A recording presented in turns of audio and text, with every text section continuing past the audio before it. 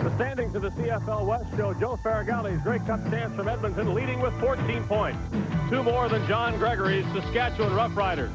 In third place with 10 points, Larry Donovan's BC Lions. If they can catch up, they've got 2 more games with Edmonton and 2 more with Saskatchewan, tonight being the first of those. The Roughriders are on a 2-game winning streak. On Labor Day, they defeated the Winnipeg Blue Bombers and followed that up with a narrow 1-point decision over the Argos in Toronto. Meanwhile, the Lions are trying to rebound from a loss in Winnipeg last week that Larry Donovan called his worst as a BC Lions coach. Tonight, the Lions at home under the dome in Vancouver against the Saskatchewan Roughriders.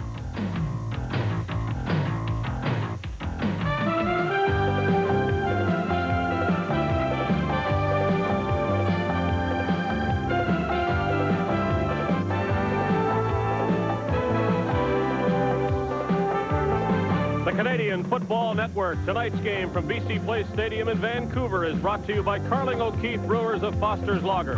Petro-Canada dealers and agents, our energy is Canada. And Priority Post EMS Courier, your better business connection in Canada and around the world.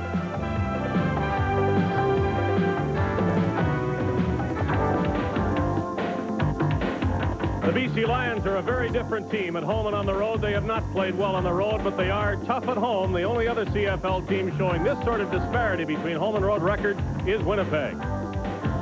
Good evening, everyone, and welcome to BC Place Stadium. I'm Dave Hodge. The Saskatchewan Roughriders came into this season saying 11 years is enough, 11 years without a playoff spot. Now they feel confident they can make the playoffs in the CFL West, and they'd like to make sure it's first or second place where they finish, so they can play a playoff game at home in front of those great fans at Regina's Taylor Field. If Tim McRae keeps running as he did last week at Toronto, that's entirely possible. Let's join the Saskatchewan running back with Neil Lumsden. Tim, you had great success running the football against Toronto last week. Why have you and the other backs of the Riders done so well on the ground this year? Well, for one thing, we got a good offensive line in front of us, and, you know, those guys really did do a good job up there opening up the holes for us. And you know, we work hard as a group during practice, and, you know, we see something that, you know, the other back is not doing as far as, you know, reading the hole or something like that. You know, we try to compliment each other and help each other and tell each other, well, hey, you should have made this cut and made that cut. So I think so far we've been successful on the ground this year. You face 3 linebackers today, Stuman, Braswell, and Konar. They can make it tough on running backs. Oh, yeah. They got a good linebacker core here, and I don't think it's going to be no easy pickings today, and you know, I'm sure those guys are going to be ready, and you know, we certainly going to have our work cut out for us. Thank you, Tim. Have a good game. Okay, thank you. Now to check out the thoughts of the home team coach, we welcome officially to our Canadian Football Network broadcast crew a guy who's been covering football for many, many years here and will add to your enjoyment of this game and to our pleasure. Here's Tom Larscheid. Thank you for those kind words, Dave. I'm certainly pleased to be a member of the broadcast team. Head coach Larry Donovan of the BC Lions, you're playing a very good football team tonight, the Saskatchewan Roughriders. How would you assess them? Well, first of all, they're playing together, and that's always dangerous when a team gets that feeling that they can win and will win if they play together. The other thing about them is on defense, they've picked up a guy here and a guy there from a team that's played well, like Clausen from the BC Lions, Goldsmith from Calgary, etc. Put those people together, and they have a very solid, very aggressive defense. Your football team started very fast. You've lost 2 of your last 3. You've been sputtering a little bit. What's the problem? Well, we're not moving the football. When you don't move the football, you don't have much time on the field. You don't get a chance to do the big things that we think we can do with our offense. The thing that's so important to us tonight is to get our offensive line to come off the line roaring so that we can get those running backs running, and we can get and receiving the football in the flats in the short passing game, and get our wide receivers back into the game. We wish you well, Coach. Thank you, Tommy. It's been a while since the BC Lions have been trying to catch Saskatchewan in the standings, but that's the case tonight. Dunnigan completed only 3 passes. The BC Lions had a total offense of 80 yards. Obviously, Matt Dunnigan wants to turn those numbers around, build on them. Kent Austin has been consistent with 200-yard games for the Saskatchewan Roughriders and is trying for his 3rd straight win. Clearly the #1 quarterback in Saskatchewan now. The Riders have got their hands on the ball first as Louis Passaglia prepares to kick off for the Lions.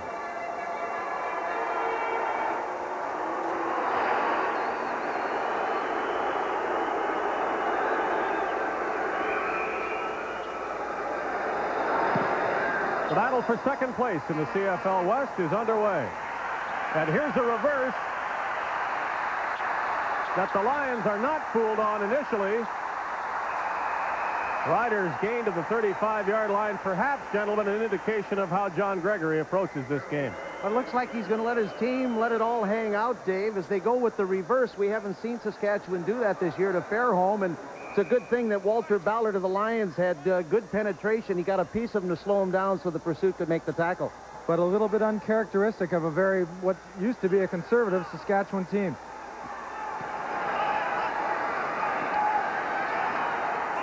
Austin finds McCray for about 5 yards. Tim McCray, the big rushing star in the win over Toronto, catches a pass to start this game. If ever it was a 4-point game, I think it's tonight. Both teams would like a victory in the worst way. Saskatchewan, should they win, they'd get some breathing room on BC and be right back in a first-place tie. BC, on the other hand, needs a win to jump back in the race. 2nd and 5, and Austin again throws well over the head of his intended receiver and the defender. No chance for that to be completed either way, as Don Narcisse went as high as he could. And the Riders, after the incompletion, will punt with Terry Baker. John Gregory said maybe last week's game was the opportunity for his club to break the ice. They won a game that was awfully close, one that they normally or in the past might have lost. And I think Larry Donovan's just strictly looking for an increase of enthusiasm and intensity for his football club. 11 Lions are going after Terry Baker's punt. The 12th is Larry Crawford, who will field it. Crawford at his 25, and he is taken out there.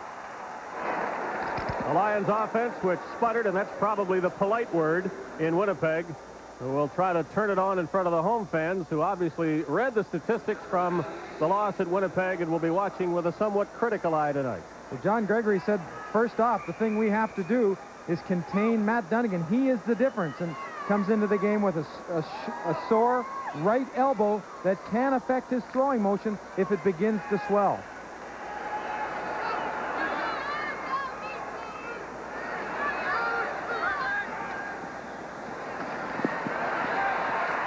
A play fake and a long pass from Dunnigan is incomplete. He was trying to hit his big play man, the touchdown leader in pass receptions this season, Dave Williams. Interesting, the Lions are the leading rushing team in the league, and you do expect them to run a lot. They faked the run and went all the way for the bomb. Well, people do expect them to run, and that's why they open with a play-action fake. Watch Dunnigan does this as well as anybody. Fake right there, puts the ball in the hip. See, everyone's still sliding in defense, and now he airs it out. And the ball's just in the air a little too long. Mike Magruder, 28, in coverage, does an excellent job. Dunnigan flipped the ball after he was down. I doubt that play will continue. The Riders indicate they have it. They indicate at least that they have the sack, and that's the way it'll go into the books.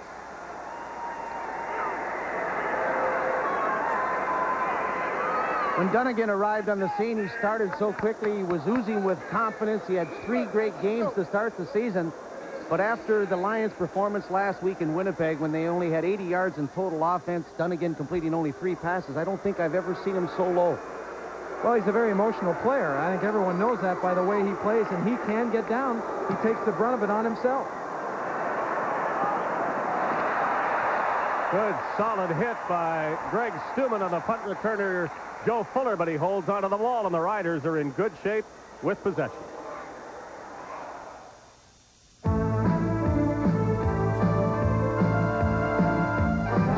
At center field at BC Place Stadium, the Canadian Football Network's broadcast booth.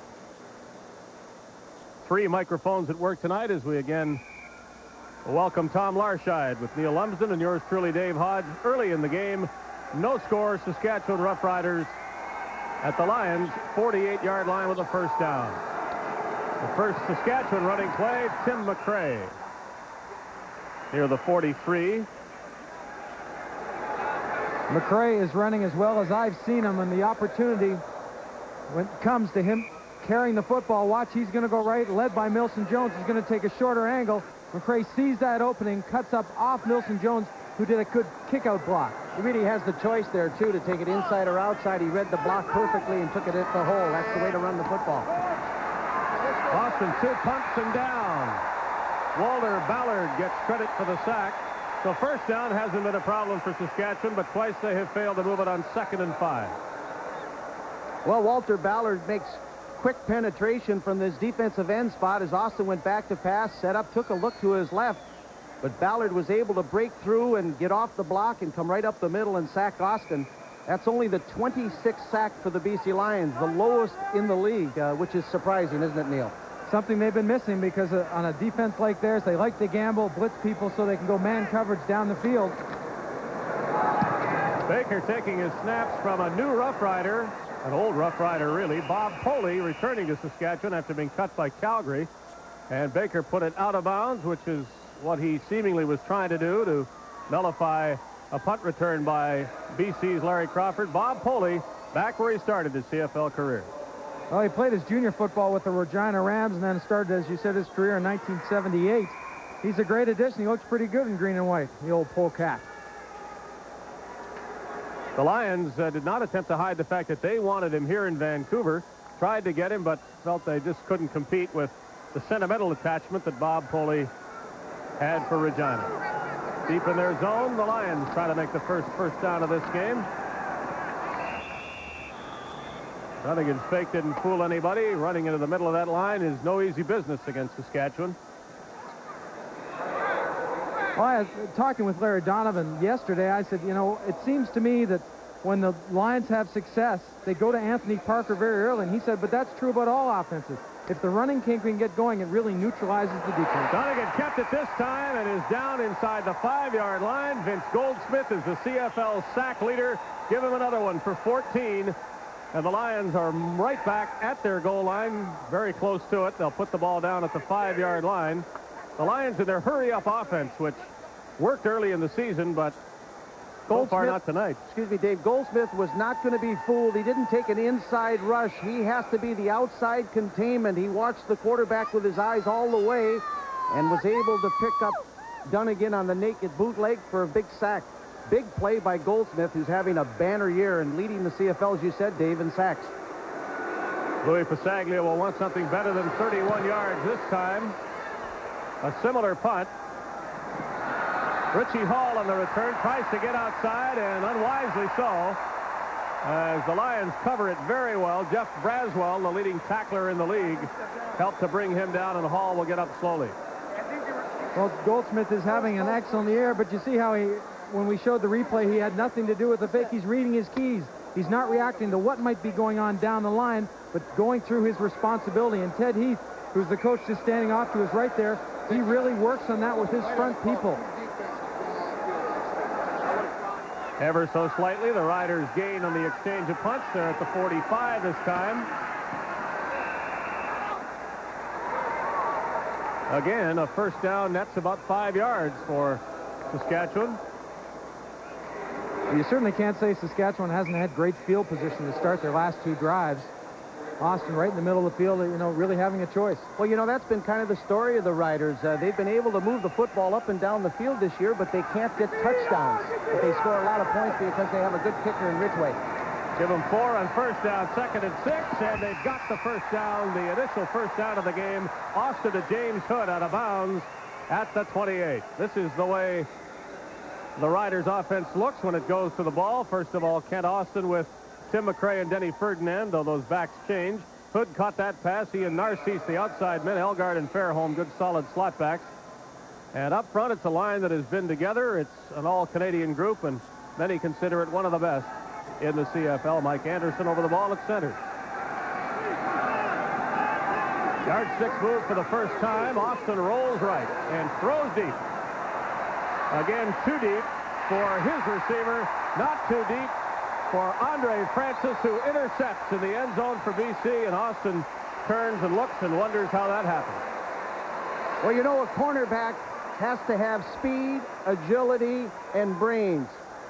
And Andre Francis displayed right there as he covered his man stride for stride. It appeared to me that the Saskatchewan receiver broke his route, went to the corner. Austin thought he was going to go to the post.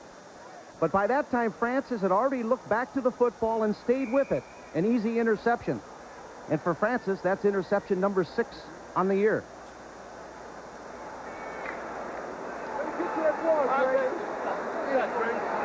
The Lions needed better field position than they've had in this game, and that's one way to get it. An interception in the end zone brings the ball out to the 25. Here's some gimmickry from the BC Lions, and they throw it too deep. And if anybody was going to catch that, it was the Saskatchewan defender, Harry Skipper, but it does fall incomplete. Hey, put that guy at quarterback. Eric Streeter on the reverse. He stops, and he just loaded it up and let it go. Dave Williams has pretty good speed, Neil, but he can't run that fast. When you talk about throwing the ball where you want the receiver to be, he gets a chance. He really does launch this baby, doesn't he? There's the receiver. He outthrows the receiver by a good 25, 30 yards. Dave Williams looked up. He said, you have to be kidding. Streeter's brother, Jimmy, used to play in the CFL with the Toronto Argonauts, and he's a quarterback, not Eric. But Eric might have learned something along the way from Jimmy. An incomplete pass, the fans voicing their disapproval either of the result or of the fact no flag was thrown. You know, Richie Hall really amazes me. He's the smallest defensive player in the league at 5'7", but he had excellent coverage that time on the Lion receiver, stride for stride, and right at the last second he looked back, almost had the interception. You can't play any better than that. Just one of the the players that people have talked about that has improved this Saskatchewan team. 3 tries for the Lions, no first downs yet. Ball bouncing back toward the Lions and out of bounds, and again the Riders will start in BC territory. Foster's Lager and the Canadian Football Network are bringing you the best of the CFL. Entire package of crayons used there. We thank you for your work, and back to the game with the Saskatchewan Roughriders controlling the field position, but it hasn't produced any points yet. First down, Saskatchewan at the BC 47. Austin to Hood. He's got it to the 25-yard line. Just a simple breakout pattern as Hood went down, made a little head fake to the inside, and Gooch has a lot of respect for Hood, obviously. He's playing him very loosely. Then he decided when the ball was in the air that he would gamble, and he missed. Hood turned it upfield, and Larry Crawford was there to stop him and prevent him from going all the way for a touchdown. Maybe thinking that dragging that right hand, going for the ball in front of Hood, dragging the right hand behind and to hold the sweater might have been enough, but if it hadn't been for Crawford, the Lions would have been in trouble. James Hood's left leg is being worked on as we look again at the protection for Kent Austin provided by Tim McRae. Pretty good block on a 3-time Shenley Award winner, and Parker, as we all know, really bears in on the quarterback. He came in tough, but McRae just put the shoulder in there. You don't have to knock him down, just stop him. No, and if you're going to sprint out like that against Ballard and Parker, you've got your hands full if you're a running back. Hood's out, and James Ellingson is in on first down, Saskatchewan from the BC 25. Good protection for Austin. Deep. This is McRae, and it's a touchdown. There is a flag back in the backfield, and that indicates that it's probably not a touchdown. That's usually the area where it's holding. Holding. Saskatchewan, number 64.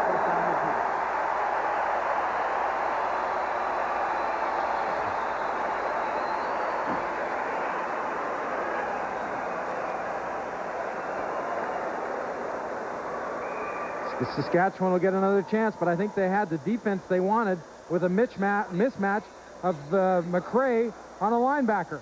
McRae simply just runs a wheel, runs a flat, then up the sidelines. Watch the coverage. It's behind. It's behind Crawford. Oh, we know he caught it, and we know it doesn't count, and here are the Riders back with McRae running the football.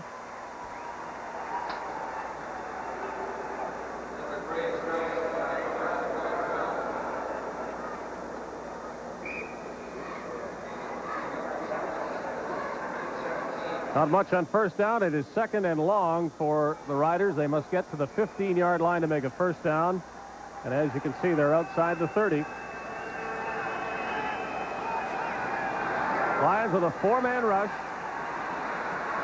Austin, receiver, wide open for the first down at the 10-yard line. Good solid work by Narcisse to get an extra yard or two at the end of it, and there are no flags this time. Just great protection by the offensive line of the Riders for Austin. Everybody was in the pass pattern. There were no blockers for Austin in the backfield, and yet he had time to look downfield, waited for his receiver to hit the soft spot of the zone, and he put it right on the money between the numbers. Narcisse makes the reception, and now the Riders are knocking on the door.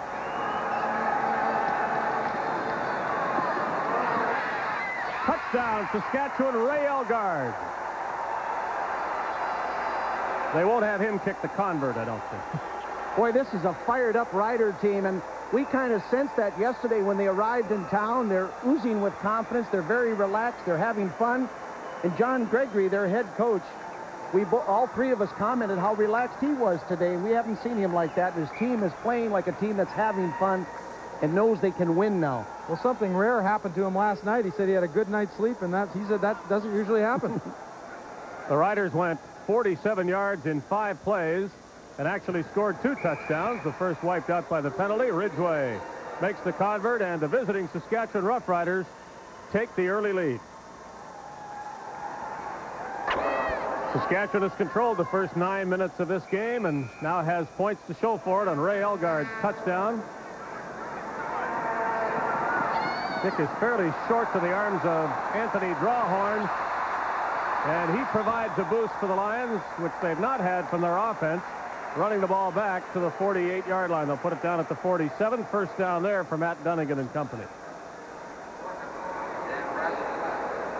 Ray Elgard hasn't received as much attention this year as another young fellow on the other side of the slot back position by the name of Jeff Fairholm, but I'll tell you, when it comes down to it, he can catch the ball in tough situations and in tight ones, as he proved there in the end zone, just making a great adjustment with his body.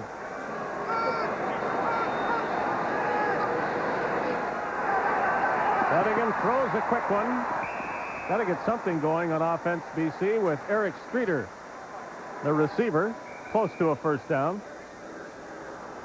Only the second game for Eric Streeter as a starter for the BC Lions. He came into this game with just 1 reception for 5 yards. Byron K. Williams used to be the other wide out. He was cut loose, has gone back to the United States. Streeter now getting his chance. Has good speed. In fact, John Gregory said he saw him in a free agent camp and liked him very much, but the Lions were able to sign him. John Gregory seemed to know more about Eric Streeter's ability, or at least to be prepared to talk about it, than Larry Donovan was. He said, when asked if Streeter is good enough, I don't know. We're going to have to find out. And the Lions do need somebody on the other side. Dave Williams has played very well all year, and his statistics, 45 catches, 7 touchdowns, show that. But the Lions, as yet, have not established a good threat on the other side. What I find very puzzling about this BC Lions offense, Larry Donovan said he wanted an offensive team that would be entertaining, and they started the season like that. In fact, a few of us around here called it the run-and-gun offense. But of late, they have really been sputtering, as you said, and right now, Dunnigan is still having a difficult time. They don't even have a first down yet. They're very close to one on this play, and Dunnigan will try to get it and should do that himself. The Lions have several different offensive sets tonight involving 5 imports apart from the quarterbacks. This is one of them, with one of those imports in the backfield, Anthony Parker, and 2 of them as wide receivers, Dave Williams and Eric Streeter, and another one, a 5th one up front in Donovan Fan at the right tackle. The other import of whom we talk is running back Reggie Taylor. When he comes into the game, one of the 4 you see there must leave. It gets pretty complicated, but those are the CFL rules regarding use of imports. Dunnigan had to look for a secondary man and did it well, spotting Dan Carinci, who made a good catch at the end of that pass. They're looking at James Hood's thigh, and he's got a bad Charlie horse. They're trying to wrap it, as you can see, to keep some pressure on it. And more importantly, I think, to keep the swelling down, because once that swelling gets up, it takes away the movement in the muscle. So the Lions have 2 first downs in a row after not being able to get one for most of this first quarter. Dunnigan saw the rush just at the last minute and protected himself in the nick of time from David Albright. David Albright came on the blitz, and he was not picked up. He read it perfectly. He delayed for a fraction of a second, saw that Dunnigan was going to go roll out. Then he saw the alley there wide open. Blockers had already gone upfield further, and Dunnigan was a sitting target. Another sack for the Riders. I've seen Edmonton do that with Danny Bass a lot. Just wait and hesitate. Wait till that sprint comes, and then a natural gap opens up, and you bring him through. You free up your middle linebacker. Here they come again. Dunnigan saw it, read it, and runs very nicely himself. Matt Dunnigan will pick up the first down and more. Boy, it looked like he was fighting for survival and maybe 4 or 5 yards at first. Look what it turned into. Well, he has some success running to that side because on that side, Joe Fuller, the halfback, has come up tight and blitzed. He's knocked down by Carinci, but look at this run. Great agility, gets that hand down, keeps the balance. Now he turns into a running back. They're one man short on that side because, remember, Fuller tried to come on the blitz. Yeah, but the play was made because he was able to go up the middle. It's the tackle's responsibility, Clausen and Lewis, to always make sure that they're not burned on the draw. Defensive tackles are supposed to put pressure up the middle, but they must always look for the draw play. This time they were wiped right out. Clausen and Lewis driven right down the line of scrimmage. It was a big alley for Dunnigan to go up the middle, and of course, then his individual ability to open field running did the rest. And Dunnigan, of course, no one will ever question his competitive attitude that he brings to this football game, and he's a guy who's really been pressing of late. He knows that he has not been moving this team the way he knows he can. So we take a look now. Watch Clausen and Lewis, the defensive tackles. They get driven right down the line of scrimmage. A great block by Gerald Roper on Lewis in particular, and that was the alley that Dunnigan needed. I think that play was called in the huddle. I don't think Dunnigan did that at the line of scrimmage. I think that was a called quarterback draw. Lewis wound up way downfield helping in the tackle. He is not supposed to run that far to end the play, but the Saskatchewan Roughriders really at the end had to worry about Matt Dunnigan scoring. I think that says something, though, about the Riders' hustle, though. And out of Matt Dunnigan from the 16. Here's some more trickery from the Lions, and Dunnigan pays for being a pass receiver or an intended pass receiver in that one. What does this say about the Lions? Now, we talked about John Gregory starting to play with a reverse. We've seen the Lions try 2 of these plays already in the first quarter. Well, I think every offensive team goes into a week's preparation with something new, a new wrinkle. And the Lions have seen something, maybe a pursuit from the backside, somebody not staying home. Well, it didn't work out that time, and Magruder was able to get a good shot of the quarterback. Dunnigan deep, we have a flag.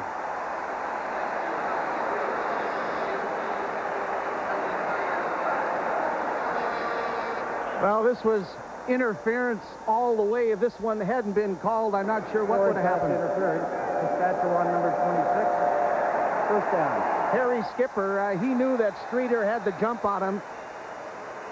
Streeter came down and made a nice move on Skipper, kind of turned him inside out. And an experienced defensive back will take a penalty in that situation rather than give up the easy touchdown.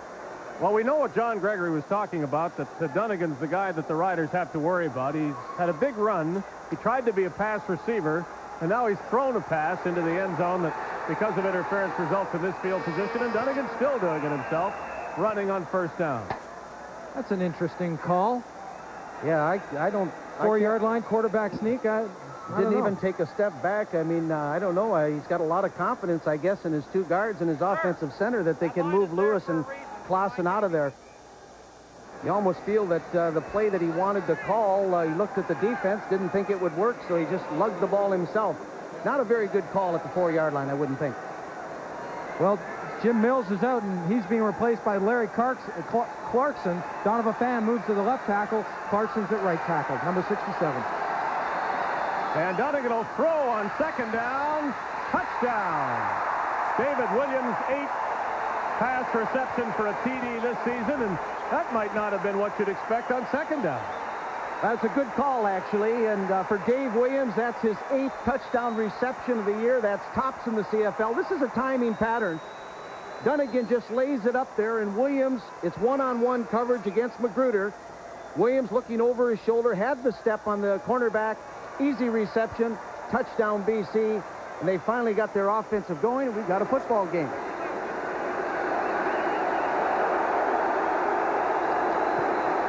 Louis Pasaglia's convert makes it a 7-7 tie. Elgard scored for Saskatchewan, and Dave Williams, whom you see there, ties it up. He came into the league as Larry's son, Jeff, and now he stands by himself as a CFL rookie star. I put pressure on myself. All the fans and all the media stuff didn't really bother me that much because I felt that all the pressure I put on myself was much greater than what anyone else expected.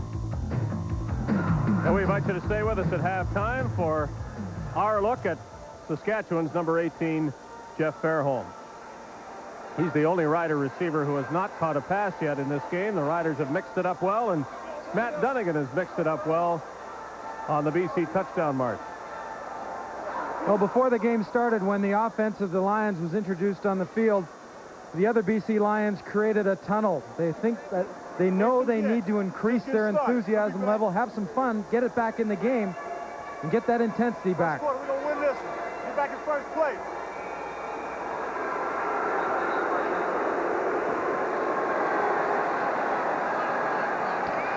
Saglia's kickoff, Denny Ferdinand on the return. And it's a pretty good one to the 42, 43-yard line. I like the way Ferdinand, when he gets going upfield, brings those knees up almost equal to his shoulders. He's tough when he gets open.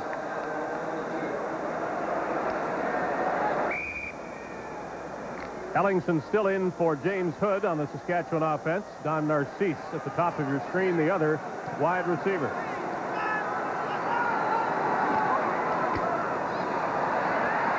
McCray fighting, getting near the 45, but the Lions read that pretty well with James Quick Parker tackling Saskatchewan's top runner.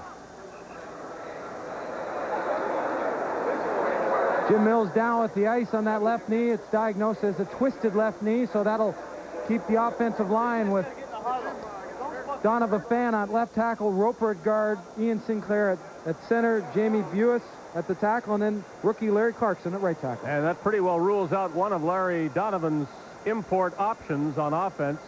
Donovan Fan needed now along the line, and so the Lions cannot have at the same time 2 import receivers and 2 import running backs. And this will hurt Saskatchewan if James Ellingson is hurt at all.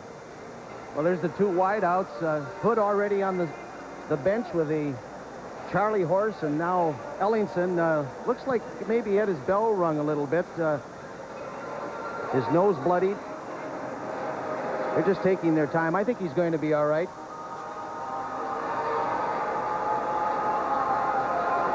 But for one play anyway, the Saskatchewan Roughriders won't have a legitimate wide receiver in the game. Ricky Foggy and Matt Dunnigan comparing notes on the sidelines. Larry Donovan said he would like to see more of Ricky Foggy, the outstanding quarterback from the University of Minnesota, who was really the #1 signing of the BC Lions this year. And he has a lot of natural skills, the ability to run like Dunnigan. What he needs is game experience. Well, you're right. Donovan said he wanted to get him in the game as we look at James Ellingson with that pat on the nose. And whoever did the damage has heard about it from James Ellingson. He stood out there a while and was jawing with members of the BC secondary. And receiver Jan Carinci has got a bad left thumb, make it tough to catch the football. Austin is down as the Riders had a fullback, David Conrad, playing at wide receiver. Mac Moore straight up the middle with the quarterback pressure for BC. Well, as we said, something that's been lacking from the BC Lion defense. You see a stunt, Walter Ballard coming all the way around 79. That's where the pressure comes from initially. And then after that, Moore's able to slide in the middle of the pocket. That was a nice looping stunt. Ballard, that's the second time he's blown through there. And he flushed out the quarterback, and Moore was able to get the sack. That was a very good stunt by the Lions. Baker's punt will bounce and won't go out of bounds. Crawford waits, picks it up, and runs the other way. Got one block, needs another one.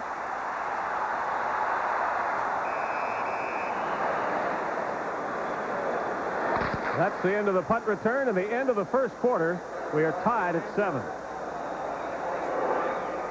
Join us for one or both games this Sunday.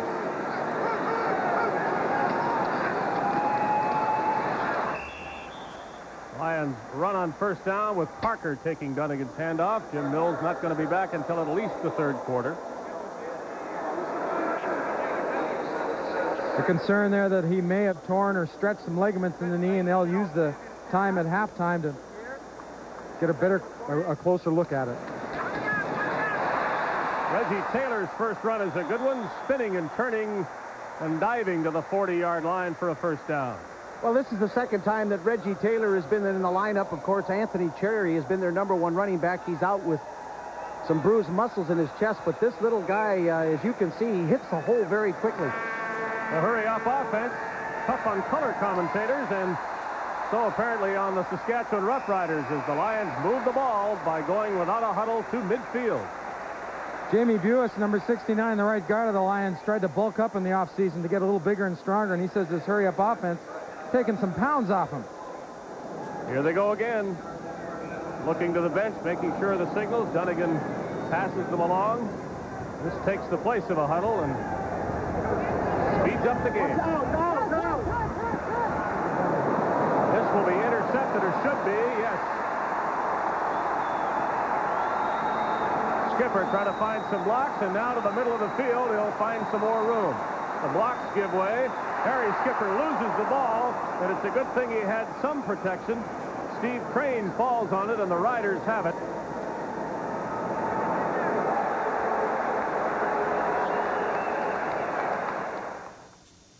A turnover for each side. BC throwing the interception to Harry Skipper, and earlier it was Andre Francis intercepting for the Lions. See what happens when you have a rookie in the booth? Harry Skipper with his 4th interception of the year. McCray runs on first down, not very far. Go back and talk about Harry Skipper for a moment.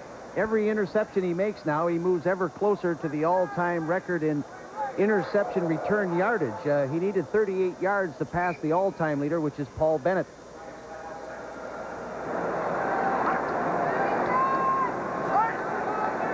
James Hood out of the game. Albert Brown, the Saskatchewan designated import, is in as a wide receiver.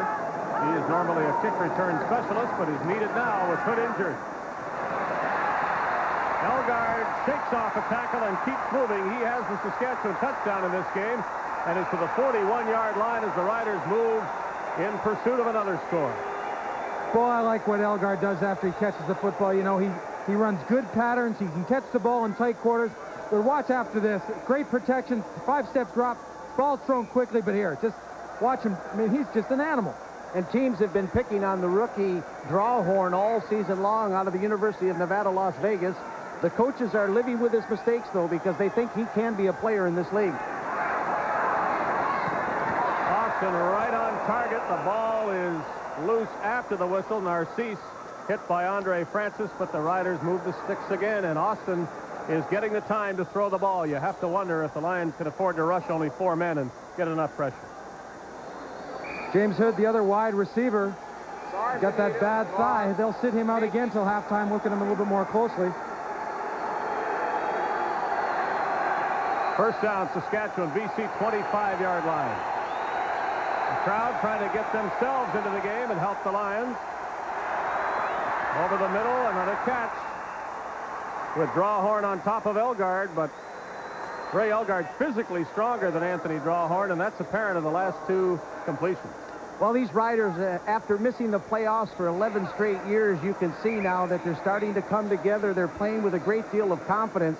Head coach John Gregory said if there's one area of the team that needs to come on, it's the quarterbacking. They need more maturity and better performance. I like this Austin. He's a cocky guy. He's playing with a great deal of confidence right now, standing up there, very poised in the pocket, and releasing the ball very quickly. On second down, Milson Jones carries for the first time.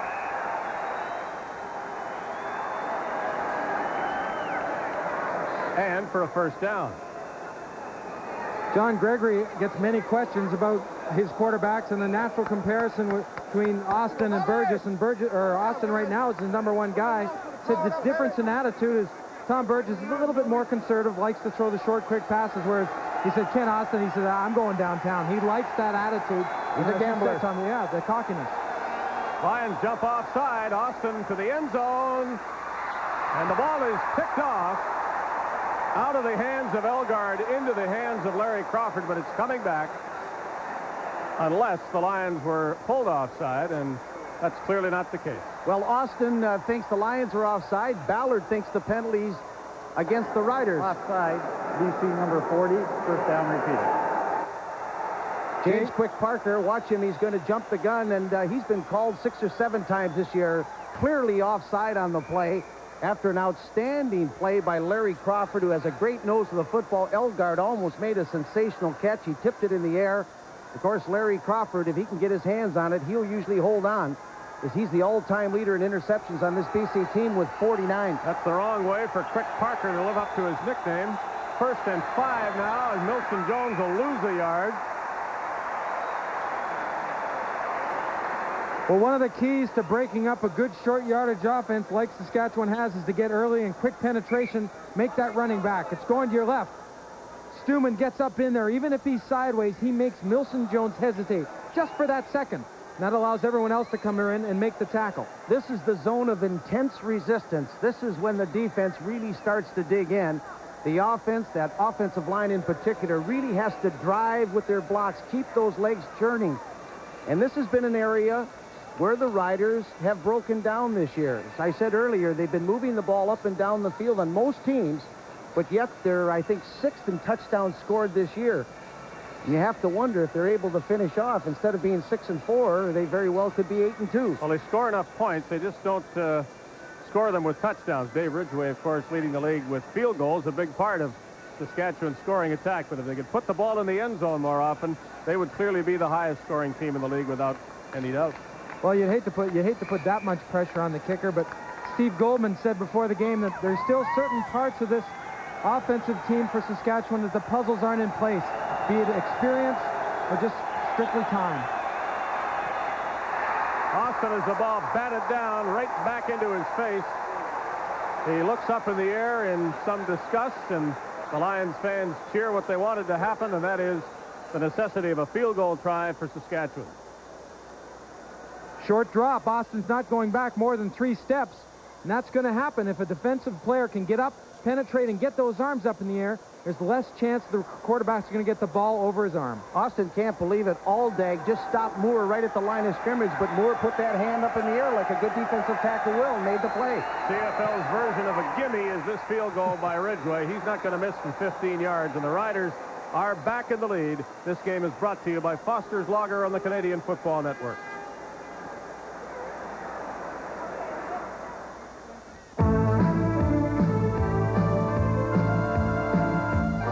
This season on 37 attempts, and number 33 puts the Riders ahead by 3 in the second quarter. Dave Williams returning a kick for the Lions and losing the football, and it'll be Saskatchewan possession. The Riders to touch it last after it left the arms of Williams. Each team has a player that usually dominates in special teams. In this case for Saskatchewan is Dan Rasovich, native of Toronto. Here he comes flying down, number 74. You tell me he's not going full speed. Gets away from Coughlin. Nice little move to the inside. Keeps his balance, and this is hustle. Down on the knees, back up, get in on the hit. You know, this is the first time that Dave Williams has ever returned kickoffs for the Lions. I don't know why he's back there.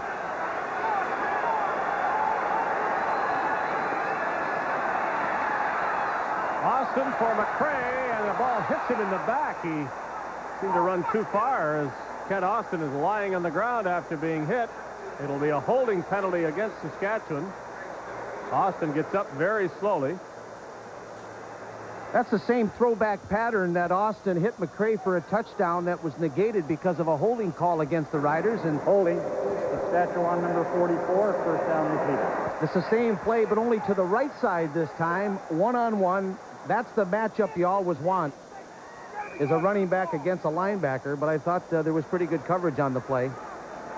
Austin, of course, pays the price, but he hangs in there. Well, in a play like that, you need some time to throw. Lions take the 10-yard penalty, first and 20 from their 46, and now the ball comes loose again. The Riders fall on it. These teams have fumbled the most in the CFL. The Lions lead the league with 29 fumbles, and the Riders have now fumbled 28 times this season.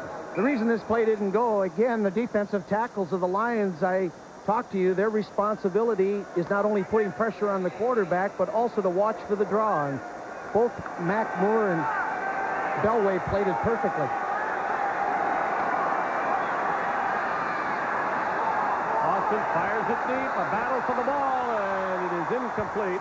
Albert Brown really playing pass defender against Keith Gooch more than trying to catch it himself. Saskatchewan, of course, very weak at the wide receiver with the 2 injuries to their wideouts, have now moved Brown, normally a defensive back, to wide receiver. He was going down. It was man-to-man coverage. Keith Gooch against Brown. Gooch had excellent coverage. In fact, Brown made a good play to prevent Gooch from the interception.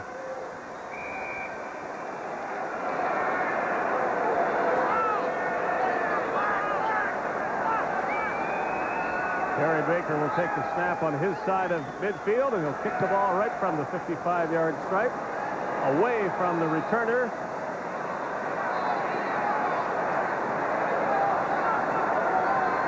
Crawford waiting, and they'll blow this one dead if he waits much longer. It is a single point, and a 4-point lead now for the Saskatchewan Roughriders over the BC Lions. In the first half, Lions down by 4 points with the ball first down at their 35-yard line. Big Larry Clarkson in the game. Jim Mills' injury makes a regular out of the rookie with Donovan Fan going to the left side. Reggie Taylor went one way, then the other, and up the middle.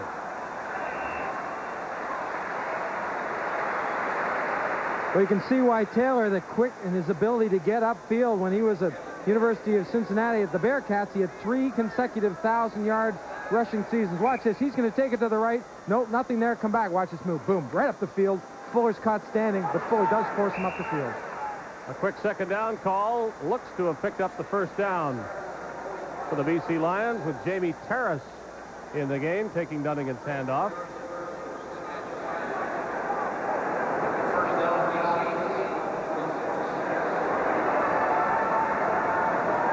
Hurry-up style intended to keep pressure on the defense and keep the offense sharp. Dunnigan at the last minute throws it, and it will be a catch. Out of one Lion's hands into another. Well, if you can't be good, it helps to be lucky, and little Reggie Taylor, for a rookie, this is a very heads-up play. It looked for a moment like the Rider front four was going to get to Dunnigan. Somehow he was able to scramble out of trouble. Looked downfield. Leckie was wide open over the middle. The pass was a little high. Leckie got his hands on it, tipped it in the air, but Reggie Taylor stayed with it, was able, that's the old tip drill. Now, if he keeps going, it's the CFL's version of Franco Harris's immaculate reception. Well, Matt Dunnigan has to scramble around, but watch the shot he takes from Lewis. That can't help that right elbow because that's the first thing that hits the turf. That looks like Scott Leckie, BC Lions slot back down on the play, and he was the intended receiver from Matt Dunnigan, and he went high in the air, but he paid for it as he took a real shot right in the back, and he's being attended to by trainer Bill Richelt. He's being helped to his feet now, and both of these teams are hitting very hard tonight. It's a very important football game, as we said at the top of our broadcast. A 4-pointer in every sense of the word. Matt Dunnigan has already completed 2 more passes in this first half, and he did all day at Winnipeg in the Lions' last game, and is a much sharper quarterback than he looked in that game.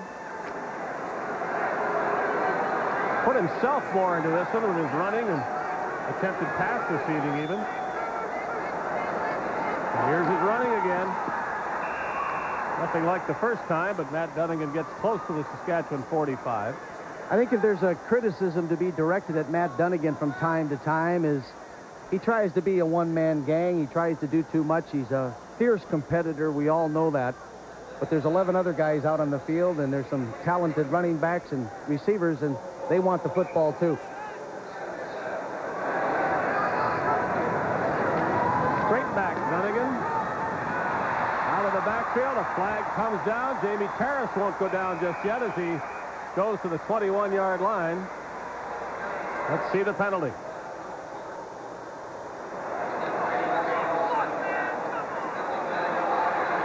It's offensive pass interference, and I think it's against Jan Karinci, as he had some contact with Joe Fuller inside of where Jamie Terrace had caught the ball. Offensive pass interference, BC number 27. That's it. But watch Jan Karinci now.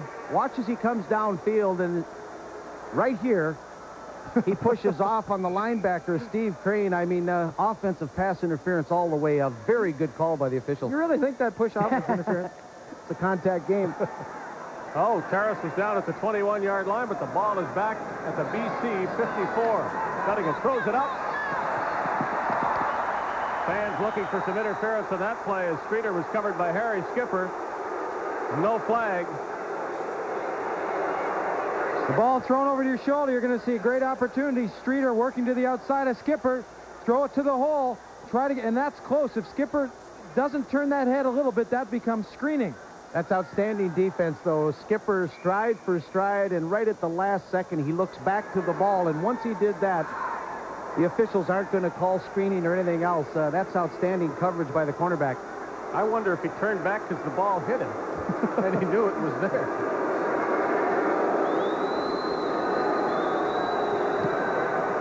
High punt by Pasaglia, hanging up there and going out of bounds. Riders will have it at their 25-yard line.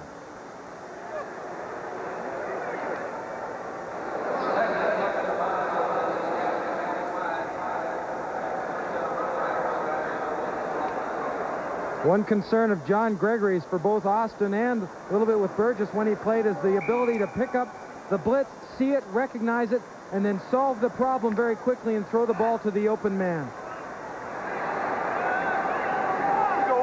Again, we mentioned the injury to James Hood, Saskatchewan wide receiver. Albert Brown in his place. Wilson Jones picking and looking for some room to the 30-yard line, a gain of 5. The Riders really aren't having much problem getting 5 yards with first down runs. Jones, McCray, Ferdinand, they all take a turn there. Riders have developed an outstanding running game this year, and it doesn't seem to make a difference who John Gregory elects to be in there to run the football. They like to interchange 4 running backs. Of course, last week, Tim McCray got most of the work, but Milson Jones is their leading rusher. Austin to the sidelines, and they will rule him inbounds. It is a catch by Don Narcisse for the first down, another close call. Don Narcisse pretty close to being 100% according to the coaches. Straight drop, backs protect, but watch how he drags his feet and knees and lays the body out there. Make sure he's secured the ball, has his feet in bounds. That's just a great effort. Makes you feel good, too. Some spring in his step now. And Hood out, he becomes more important than ever. And so does the running game. Tim McCray carrying Lions on his back to the 47. As far as averages go coming into this football game, the Lions and the Riders are the best, have the best averages rushing yardage per game.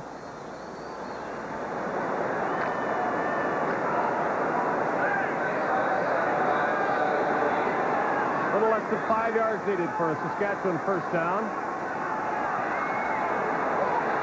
McCray will make the first down, get into BC territory at the 50-yard line. And the offense pecks away and keeps moving for Saskatchewan. This is a Foster's Lager telecast on the Canadian Football Network. 2:48 left in the first half. Riders leading by 4 and moving the ball into BC territory. Austin faked a handoff, rolls to his left. Completes the pass. Ray Elgard, a big force in this first half. Ball goes out. The Lions claim they touched it last, but the officials don't buy that story. And it's another first down on a catch by Elgard. Play action pass. Austin sprints to the left. He has great protection. Elgard's going to go down, covered by Stuman. He gets that little bit of a break, but he has to wait because Austin isn't ready to throw the football. And then when he is, who's there but Elgard? You know what, he doesn't go out of bounds, though. I like that, too. No, you know what else he did, too? Stuman actually had pretty good coverage, and Elgard could sense it, so then he took it deeper, and he just ran away from it, and Austin put it right on the money. Elgard's having a big game, 3 receptions. And the touchdown from the 18. Austin throws it almost in desperation. I'm not sure he expected that sort of success to Don Narcisse, but he came back to the ball, and the defender didn't come with him. Well, Dave, the key to this is coming back to the ball, as you said. Austin has to wait, and I think because of the strength in his arm, he's able to get the ball there. And it might not have been there on the same time if Narcisse doesn't come back and shorten the distance. Great poise by Austin, too, as he had somebody with his arms right around his ankles, but he stayed with the play. He got good velocity on the football. They couldn't move it in from here the last time they were down close to the BC goal line. First down, goal to go from the 5, and that's the same sort of first down play they called, and the same result with Milson Jones going nowhere. Tom, you and I in the commercial break said, why not, when you get down there, don't put your short yardage offense there. Keep your regular offense in, and that would widen the splits of the defense and then run the football, because it really does get packed in there. It's just straight ahead blocking when you do that. You can't, it just takes so many options away from you. You can't run your traps or anything else. And everybody just looks for the fullback on that play. And it's tough sledding down there inside the 5. Yes, it is. Well, the regular offense is back in on 2nd and goal from the 5. And Austin will put it up for the touchdown, pending a penalty flag. Elgard has the touchdown as it stands, his 2nd of the game. Check the penalty from referee Ross Perrier. Illegal contact on a receiver. BC number 14, declined, touchdown. So Ray Elgard has scored both Saskatchewan touchdowns, and the Riders widen their lead. Let's watch Austin here now. His short drop to his left. Now he's forced out of the pocket. Sees Elgard break to the middle.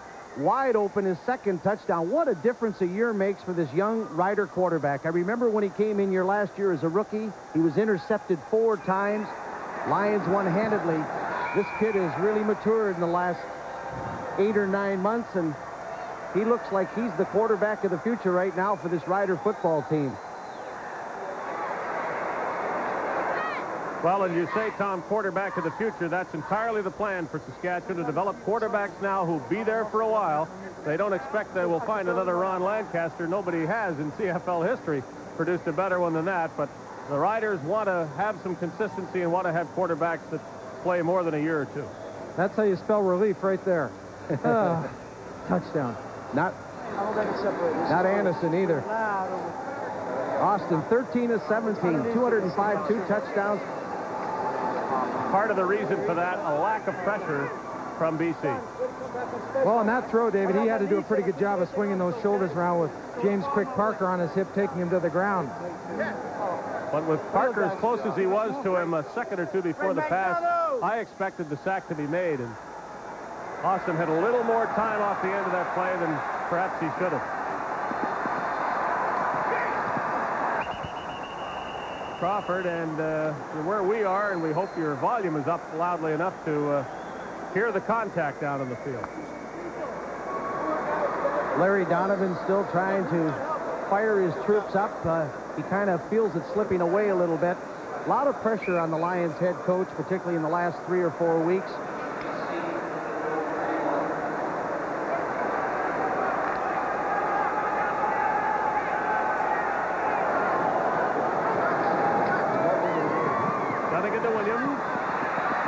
Inside of the block, and now uses his speed, and a good play to Dave Williams near midfield. More of those, and the Lions will have the fans out of their seats. Well, Matt Dunnigan throwing the ball with some sharpness and crispness, still keeping that BC Lion offense in the hurry-up offense. That really has worked to their advantage all year long. Every time I've seen them, they've had great success with this. Underneath this time to Parker. Working the same side of the field as Dave Williams, who tends to take defenders with him and leave the underside for Parker.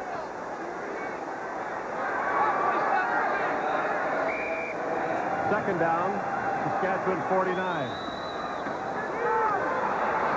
Parker is taken down by Bob Jurison. A great play by the big defensive end, spilling the BC running back for a loss and making 3rd down. Bobby Jurison is a complete football player. He had his best year ever a year ago. He was second only to Stuman in quarterback sacks. He has tremendous quickness. He's not overly big for a defensive end, but in the CFL, quickness is really #1. Size is, secondary, really. Out of the Larry Q. Harris playbook comes 3rd down gamble for BC, and Dunnigan will not get it. Well, he did catch it. No, they say no. They say the ball hit the ground first. And I'm not quite sure. I'm not either. I'd like to see the replay on this one. We take a look right now, a very quick roll by Dunnigan as he throws to Leckie. I couldn't tell from that camera angle whether it hit the ground. It appeared it did. The referee was in perfect position to make the call. He was looking right at that side of the field. I would suggest that it probably hit the ground first.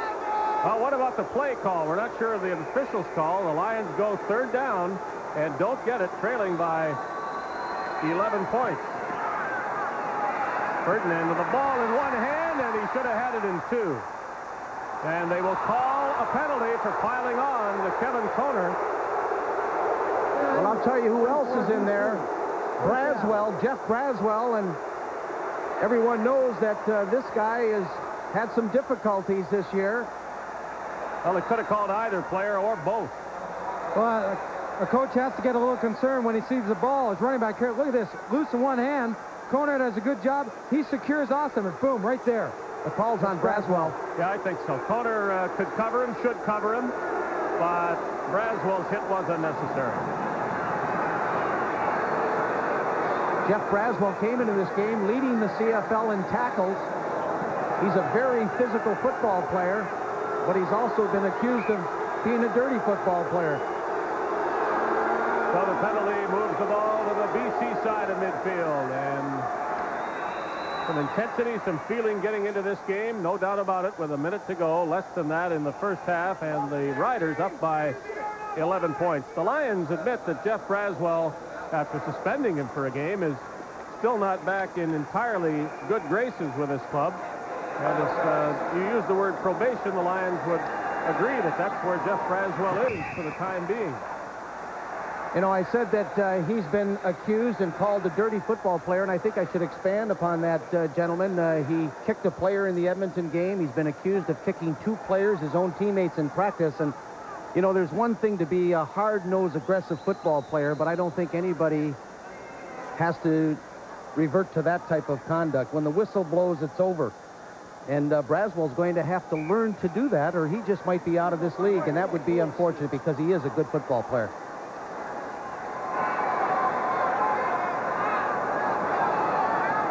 Jerry Baker punting well today for Saskatchewan. The Lions come close and might have got a piece of it. Not a good punt in any event.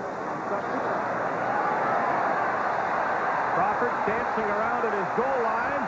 An obvious clip, and the flag finally comes now. The only reason Larry Crawford was able to move 10 yards upfield was that a Lion clipped a Rider. Holding is the call against the Lions on the return, and I agree with you, Dave. I think it was more of a clip. You know, Larry Crawford, a lot of people might not think that he's in the class of... block.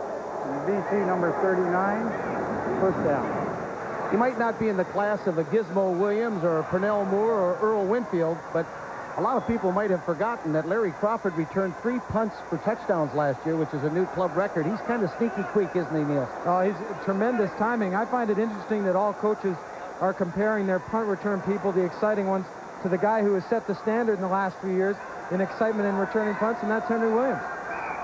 He is pretty to watch. And pretty tough to stop. He's waiting for Pernell Moore to come to his stadium on Sunday. Moore has 2 punt return touchdowns this season, and Gizmo just 1. Well, Donegan will play it safe and run the ball himself. Get out to the 5-yard line for a gain of 4. With 19 seconds left, there's no sense in taking a timeout unless you're the Saskatchewan Roughriders. I was going to say take me any chances, but I think John Gregory has a better idea. What a great job John Gregory has done as the head football coach in such a short period of time. The Riders, after making the playoffs 16 consecutive years, of course, those were the glory years of Lancaster and George Reed. But John Gregory coming over from the Winnipeg Blue Bombers, along with Bill Baker, I think they've just done an enormous job, and football is back at Jolly Green Giants. Are playing the kind of football that they're used to seeing many years ago. Well, he's got a better team this season. He admits that, and I think he would also say that he's a better coach. John Gregory clearly made some mistakes last season, and you might not want to talk about a certain game this season against the Toronto Argonauts when the quarterback change didn't work, but otherwise John Gregory has been much more in control of his team and himself. Jurison and Jan Carinci are into it now, and a flag comes down. There's a little feeling down there tonight. Well, Currency playing that inside slot back spot does mix it up with the defensive ends and linebackers on many situations. Major foul, unnecessary roughness. Saskatchewan, number 71, first down. Let's have a look. Jurison stepping inside, a good shoulder put to Currency, and then just a... Oh, boy, I'll tell you, you talk about feeling. Jurison just did an excellent job to take on Currency, the slot back, drive him to the ground, which is good. Even give him a little belt, but when he came with the knee, that's just one step too far. A little bit of all-star wrestling thrown in there, I think. Direct snap, Dunnigan. Shotgun formation, very deep. 3 receivers in the area, which means a lot of defenders there. But somehow, David Williams is the guy with the ball. 6 seconds remaining on the clock. Saskatchewan had called the timeout 2 plays ago. Now it's going to backfire a little bit because of the penalty to Jurison. Isn't that always the way? Dunnigan just straight drop back, threw the ball as far as he could. But if you watch Williams, he knew that he was going to be in a jumping match, almost like a basketball game, at 6'2". A very talented receiver out of the University of Illinois, went up to the highest point and made the reception. That is a clutch catch. But you know, this play's known as the Hail Mary. Throw it up, have a receiver hang around for a tip, but watch him go out for it. Right here, see what I mean? Right up there. I'd like to take another try at the tribute to John Gregory's coaching. Perhaps the timeout wasn't the thing to do there. The Lions were set to let the first half run out. Well, he didn't think Jurison was going to take a major foul either, which he did. Mistakes and penalties can kill a team. They can hurt you, and it's certainly hurt the Riders right now. He didn't think Williams was going to make the catch either. But that's what Matt Dunnigan was thinking when he threw the ball up. He had 3 receivers there, and Williams was the guy, if an acrobatic catch was going to be made, you'd think would be it. And so the Lions get 3 points, you might say. If they make this, it's not something Saskatchewan was banking on. And it is good. So if there's a psychological boost at the end of the half, there's supposed to be, it belongs to the BC Lions, who score on the last play of the half and cut Saskatchewan's lead to 8 points.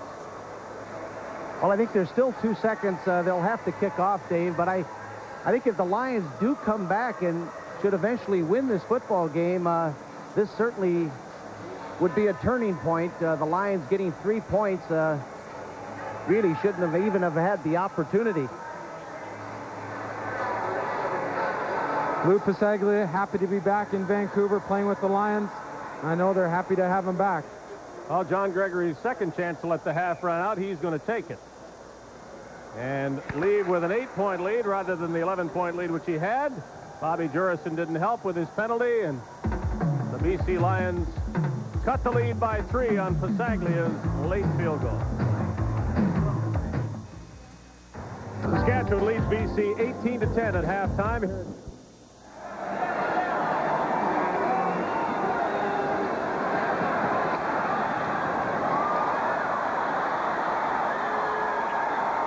It didn't take very long. In his first CFL game, rookie slot back Jeff Fairholm scored. It has been a common occurrence since then. Starting every game so far has been an accomplishment for me, and being able to contribute like I have. I have 5 touchdowns this year, which I feel I'm very happy with, and I've actually contributed to the games. A lot of them, I've had a lot of big catches to win games, and hope I can keep doing it. If the name Fairholm sounds familiar, it's because Jeff's dad, Larry, once performed in the CFL as a defensive back with Montreal. He always gave me pointers and coached me along, you know, even down the Pee Wee, Adam, Mosquito leagues. You know, he always had a hand in it and was always helpful to help coach me in those little games. And he never pushed me into it, but he always helped me, and he was always there when I asked him to be. You know, I grew up around the Autostad in the old days, and I was just a little rat around there. The one big name that comes to mind would probably be Sonny Wade.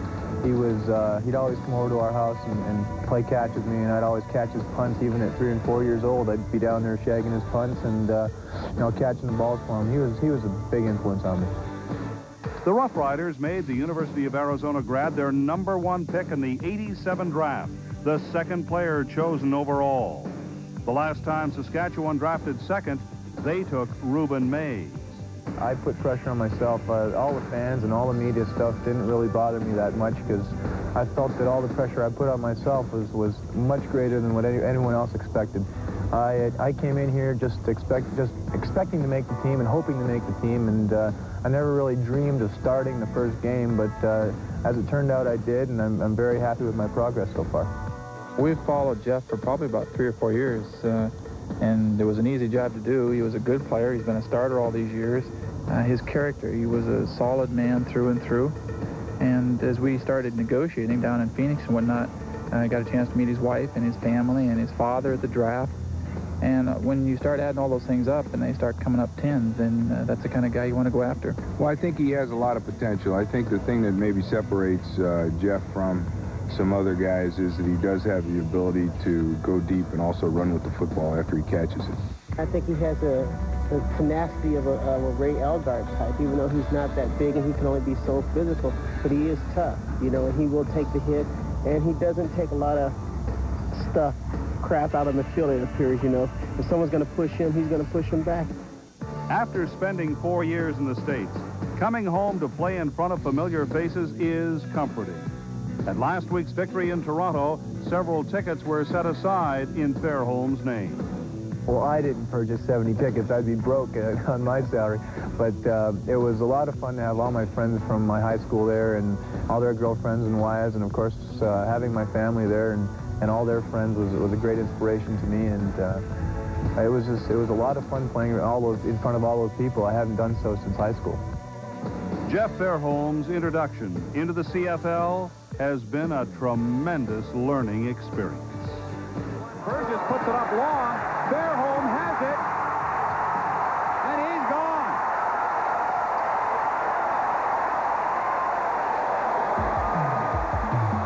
It's Ray Elgard with 2 touchdown receptions in this first half. The Saskatchewan leads by 8.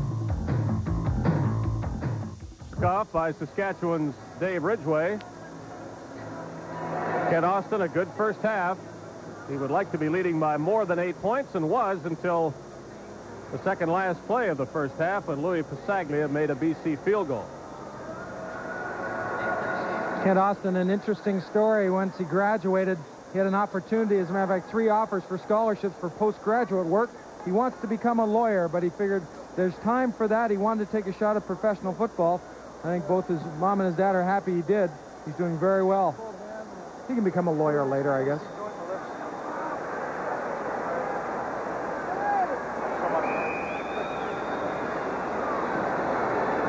Kickoff is high, not very deep. In fact, it'll bounce. The Lions were guilty of some lack of concentration on such plays in Winnipeg last week and were careful and quick, as it turned out, to pick up that ball. The way Anthony Parker reacted when the ball started to come back, I'm sure that was called to the attention of the players too, Dave.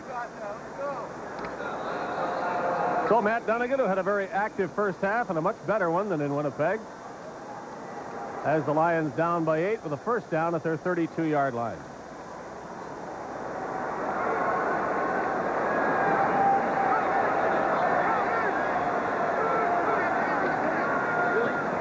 Here's some more French pastry from the BC Lions.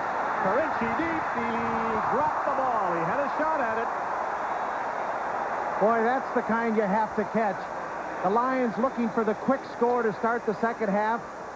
They were able to get a little momentum with that late field goal by Pasaglia. The flea flicker plays. You watch Dunnigan, gives it to Taylor. He tosses it back. Dunnigan, it's one-on-one with Carinci. Carinci has a step, and this ball should have been caught. It's a tough catch, I know, over the shoulder, but Carinci is a seasoned pro, and those are the kind of catches that you must make. You wonder if that left thumb that was hurt again in the first quarter that's all taped up hindered him. But you're right, you got to make those catches. He made that one. Yes, he did, and took a hit. And Harry Skipper up from the left corner spot to stop Dan Carinci short of the first down. The Lions will be punting.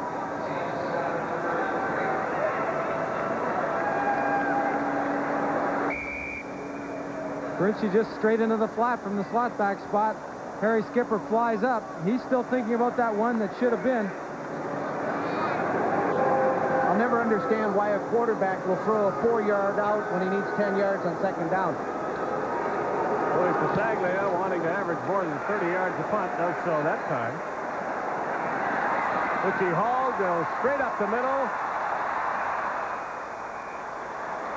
Jamie Terrace made a tackle that prevented Hall from running a lot farther. I'd like to pass along an injury report on the big offensive tackle of the BC Lions, Jim Mills, who went down with injury in the first half. The diagnosis from the team doctors passed along to us now. He has a partial tear in his knee. He will not be back tonight. Could be lost to the BC Lions for some time.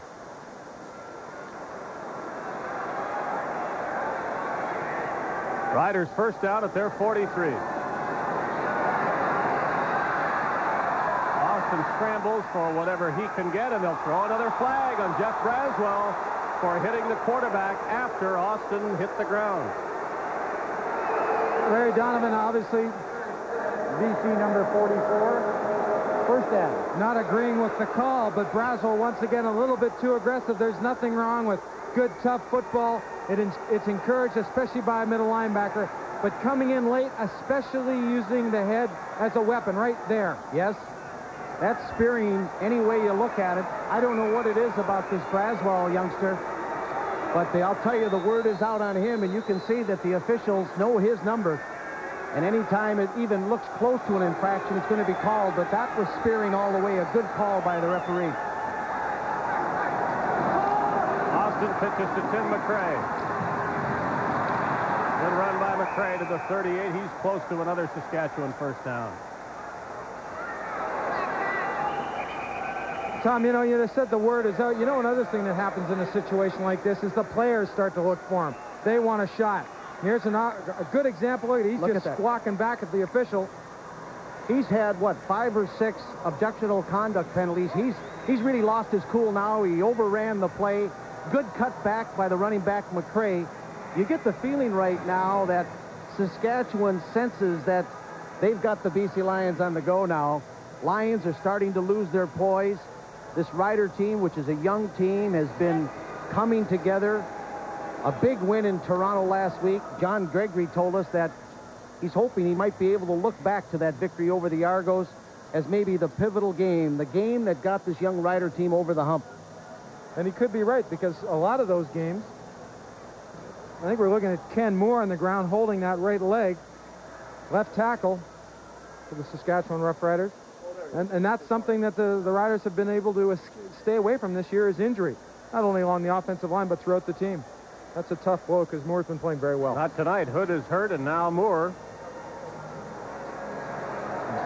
Dave, you mentioned that Jeff Braswell is on probation. I'm just wondering, by his performance here tonight, this might be the last game we see of him in some eyebrows uniform. Eyebrows were raised prior to the game when Larry Donovan said there is a defensive set which finds John Ulmer coming into the game and Greg Stuman going to the middle in place of Jeff Braswell. It is not common that you'd take the leading tackler in the league out of the game for any such reason. Here's a guy. Did you ever lead the league in tackles, Bill Big? You tackled I made a couple, yeah. but those spearing the quarterback, I'm glad to see the league cracking down, and we've talked about it. And we've, you know, even though I'm an old bad guy, even our guys, we've said, hey guys, let's play within the rules. You're not an old bad guy, were you? I didn't think I was, but other people did. I disagreed with Kimball my whole career. Well, the head slap was always very good for you, but they took it right out of the game. No, the head slap in those days and the clothesline were both legal. That's when it was fun to play. Seriously, though, Bill, I think you would concur that Jeff Braswell's an outstanding football player, but how do you get him to get away from this kind of conduct? Well, I don't know. I mean, I know what happened here at BC 10 days ago when he kicked a couple of his own players right you-know-where, and that resulted in BC taking action on him because of the Edmonton game, and now, I mean, the guy's either got to play or get out of the league because you just can't afford to have him in the league unless he conforms. Well, it's the lack of discipline in his performance that not only hurts him and is a bad for the team in the league, but it hurts the team. Ultimately, the ones that suffer is the defense, and now they put themselves in a corner. Oh, if he was our player, I mean, right now you're saying, where's the gun? Let's shoot the guy. I mean, the guy hurts you more than he helps you, and I hope the guy's a great athlete, he's a great player. I hope he starts to conform and starts playing within the rules. He'll help the BC Lions, he'll help the CFL. You have to be pleased with the enthusiasm that your football team is approaching this game. It's a wild game, with that last minute of the first half almost killed me. I mean, these guys, they got to bring a doctor for the team and a doctor for me. These guys are trying to kill us. I mean, every game we have is like this. I can't take it. Well, you're under the spending ceiling. You could probably afford another doctor. We need a doctor bad right now. Look at this. I mean, here we go again. Turnover. Larry Crawford has the ball, and Bill, your appointment is next, I think. Oh, I don't know. I mean, this happens to us all the time. Bill, I'd like to put you on the spot a little bit. We'll take a look at the play as Austin is flushed out of the pocket. He's stripped of the ball by defensive tackle Mac Moore, and Larry Crawford again with his second turnover. He also has an interception. Let me put you on the spot a little bit, Bill. Do you have any desire to be the new commissioner of the Canadian Football League? No, I don't. And I really say this, sir, there's a lot better guys. I think the guy the new commissioner should preferably be a guy from Eastern Canada who's got a lot of Eastern connections, both with big business and well with politics. I think that I'm just fine where I am. And I say that very serious time. We need a guy. In my mind, the external job, the commissioner's job, is the external part of the business. A lot of the football, it's the big business side. A lot of the football people I talk to, though, Bill, think you would make an excellent commissioner. If they were to come and seek you out, would you consider it? No, I wouldn't right now. I think I'm the wrong model. I think I'm a nuts and bolts guy. I don't think I'm the right guy for the commissioner's job right now. And maybe because you've done such a good job in Regina, turning things around not only on the field, but in something new, the store, selling the paraphernalia. I mean, you're doing all the right things. No, I say I'm an operations guy. I think we need a high-profile external business guy who deals with politics and deals with big business. That's the guy we need. Very quickly, do you have any idea who will be the new commissioner? No, I don't. If I did, I wouldn't tell you. Thank you. Thank you.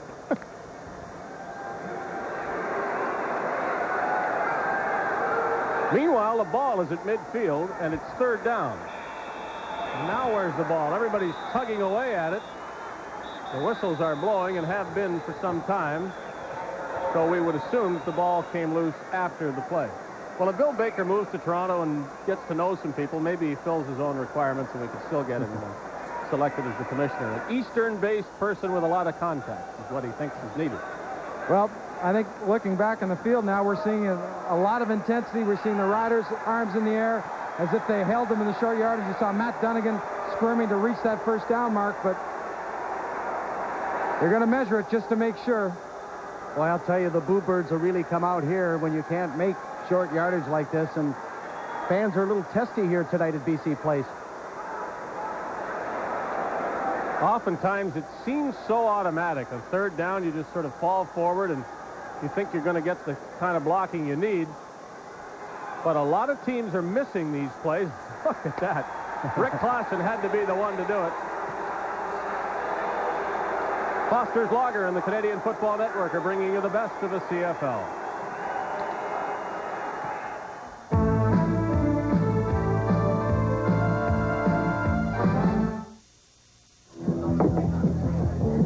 For guy fit the shoes, it's Ray Elgart. Tough to bring down after he catches the ball. He's a load. Quick Parker there quickly to stop Nelson Jones.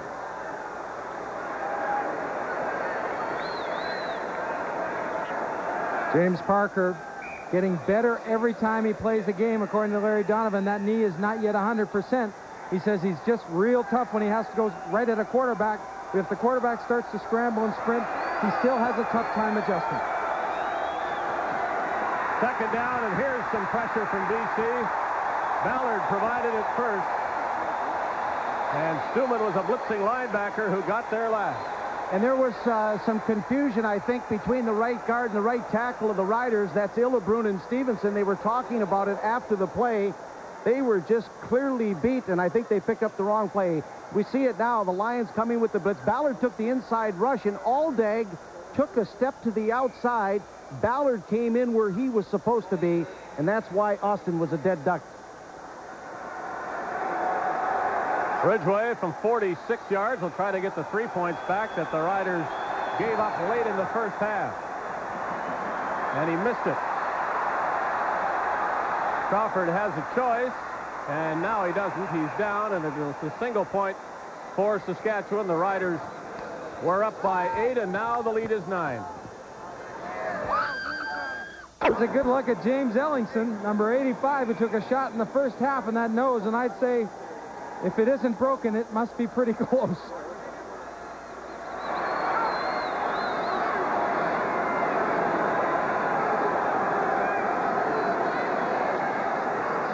Matt Dunnigan to the sidelines, and he's found Eric Streeter. Streeter with his head down, showing some aggressiveness, getting extra yards near midfield. Well, Eric Streeter, as I said, this is only his second game as the Lions, and it's just a simple out pattern as the secondary of the Riders is playing off him. He was able to make the reception, turn upfield, and get the first down, and I think the Lions need to establish something now. Get first downs, get some confidence back. Running into the other side. Good hit on Williams by Skipper, but the catch is made, and he's within a yard or two of another first down. And don't think Dunnigan isn't thinking he'll go with this short passing game to the outside, and if the opportunity presents himself, he'll send somebody deep on a post pattern and might try to go for the home run. But right now, the Lions need to establish themselves offensively, keep the football away from the Riders, and score points in the process and get back into this game.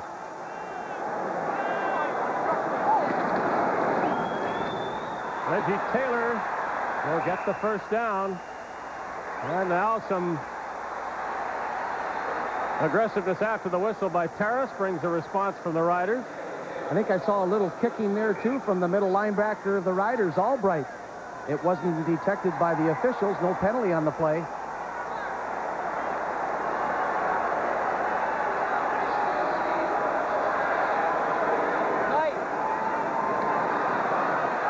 Dunnigan to Streeter. Out, they say, at the 29 for another BC first down. So the offense clicks. Fast-moving offense. BC injury will hold things up. After we look at this play again, it is one of the offensive linemen hurt.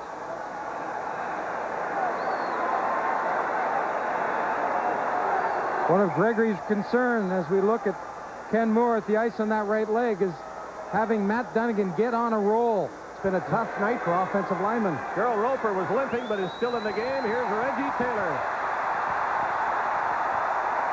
Taken down by Vince Goldsmith, but it's close to another BC first down. Well, I'll tell you, it's nice when you can mix the run with the pass, and this is the first time, I think, in the ball game that the Lions have really showed some consistency on offense. Dunnigan has the Riders guessing right now.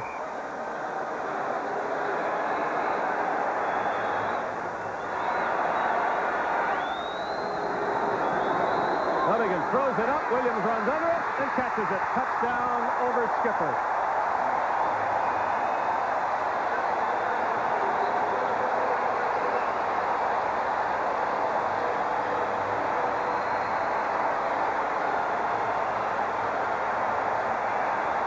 We've seen this play. Dunnigan looks. He's going to look right to his right. Three-step drop. Lay it over the shoulder to the outside.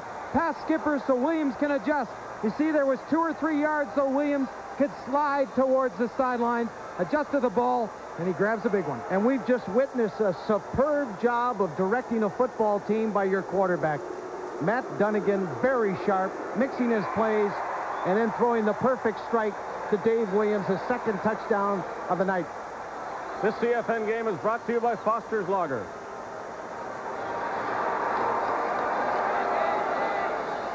Guard and touchdown passes for this game. They each have 2, and the Saskatchewan Roughriders have a 2-point lead.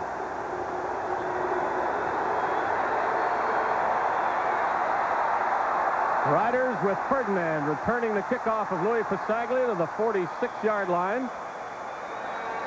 And on comes Kent Austin of the Saskatchewan offense. The game just as close as these teams are in the standings. The man who leads with emotion. 3-step, nice delivery over the shoulder. He can tell you if it's good.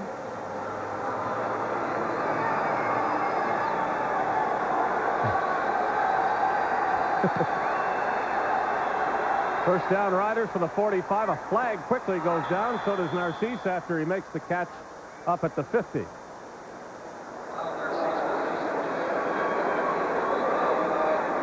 Interesting to see how the Saskatchewan offense responds to that last drive of the BC Lions.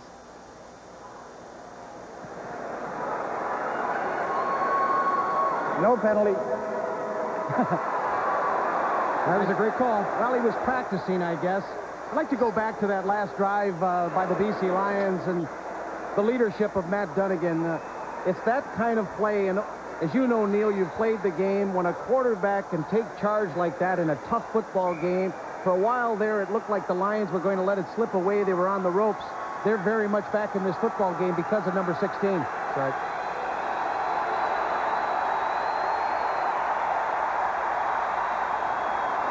And it's intercepted. Fairholm makes the tackle on Anthony Drawhorn.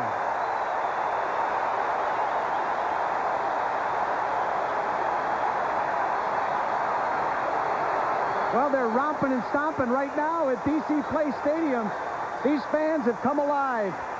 The rookie Drawhorn, we told you he's been picked on a lot this year. The coaches like him, though, and this is why. He broke nicely right on the ball, had good coverage on Fairholm, and Fairholm did a good job to prevent him from running it all the way back for a touchdown. But watch out, the Lions are on a roll now. See if Dunnigan can keep the offensive momentum going. Sets up a screen to Parker. He's inside the 15-yard line. Suter with a tackle. The Lions 2 points down and ready to take the lead. What a great call. If you remember Dunnigan on the last series, he was taking the short drop, only 2 and 3 steps. This time he went back 3, paused, then went back about 5 more, allowed Parker to get out in the flat with his pulling lineman. A perfect call at the right time. Parker did the rest. And they're staying in that hurry-up offense. They're not going to give the Rider defense a break. 27 yards on the screen pass to Tony Parker. It's first down at the 14. Dunnigan to the 2-yard line, up about the 5 when the catch is made by Scott Leckie, and it's first and goal. Well, this is turning into a great football game, guys. This is what we expected. Two teams who very much have an opportunity to finish first in the West, certainly to make the playoffs, and they're playing this one like a playoff game. This is what the fans pay good money to see, too. Entertainment like this. First catch of the game for Scott Leckie gives the Lions first and goal. And the leading rushing team in the CFL is living mostly by the pass in this game. The BC Lions, the team to which I refer. Dunnigan's passing has been crisp in this second half. It is not a first down, but rather second down. It is a touchdown for Reggie Taylor.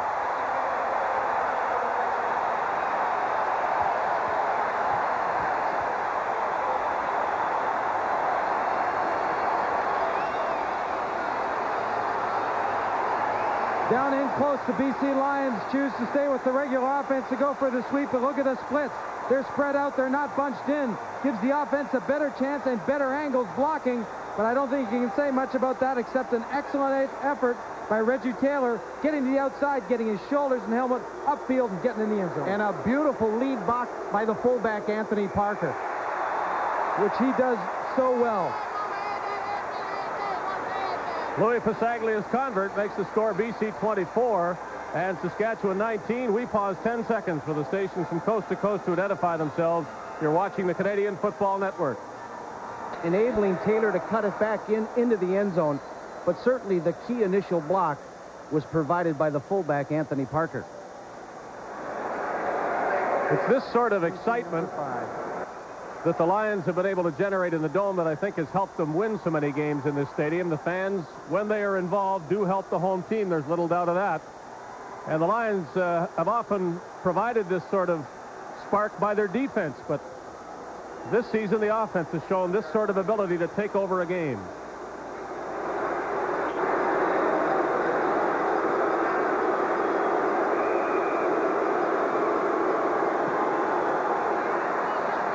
This could go out of bounds as well. Well, the Lions march back and try it again.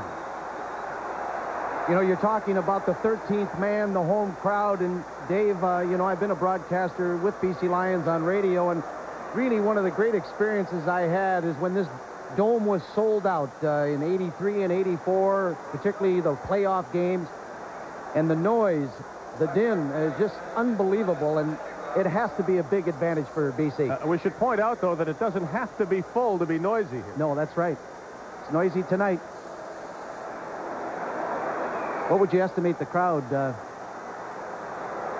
they'll have 30,000 plus, I suppose. And Louis Pasaglia has got to stop kicking it to the ones in the front row down here. Well, the kickoff cover team are about ready to throw their arms in the air if this one doesn't stay in bounds. Whoop. Well, they can't afford to let that bounce. It was kicked too deep.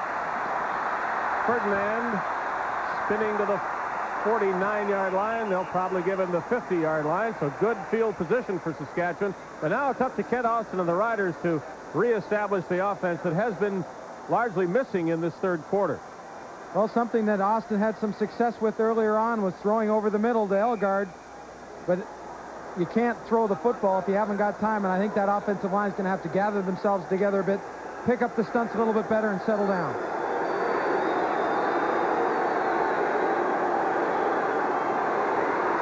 Elgard dropped the ball. They say incomplete, not catch and fumble. Oh, that's a close call. For a moment there, I thought Elgard had possession. A quick whistle by the officials. Let's watch it now. Elgard on a straight look-in pattern. A short drop by Austin. He breaks it in. Watch it now. Does he have it? It looked like he put it away, and he was stripped by Konar of the football. Nonetheless, the Riders get a break there. No, a turnover is not what they would have needed after the Drawhorn interception led to the last BC touchdown. The Riders have to protect this ball.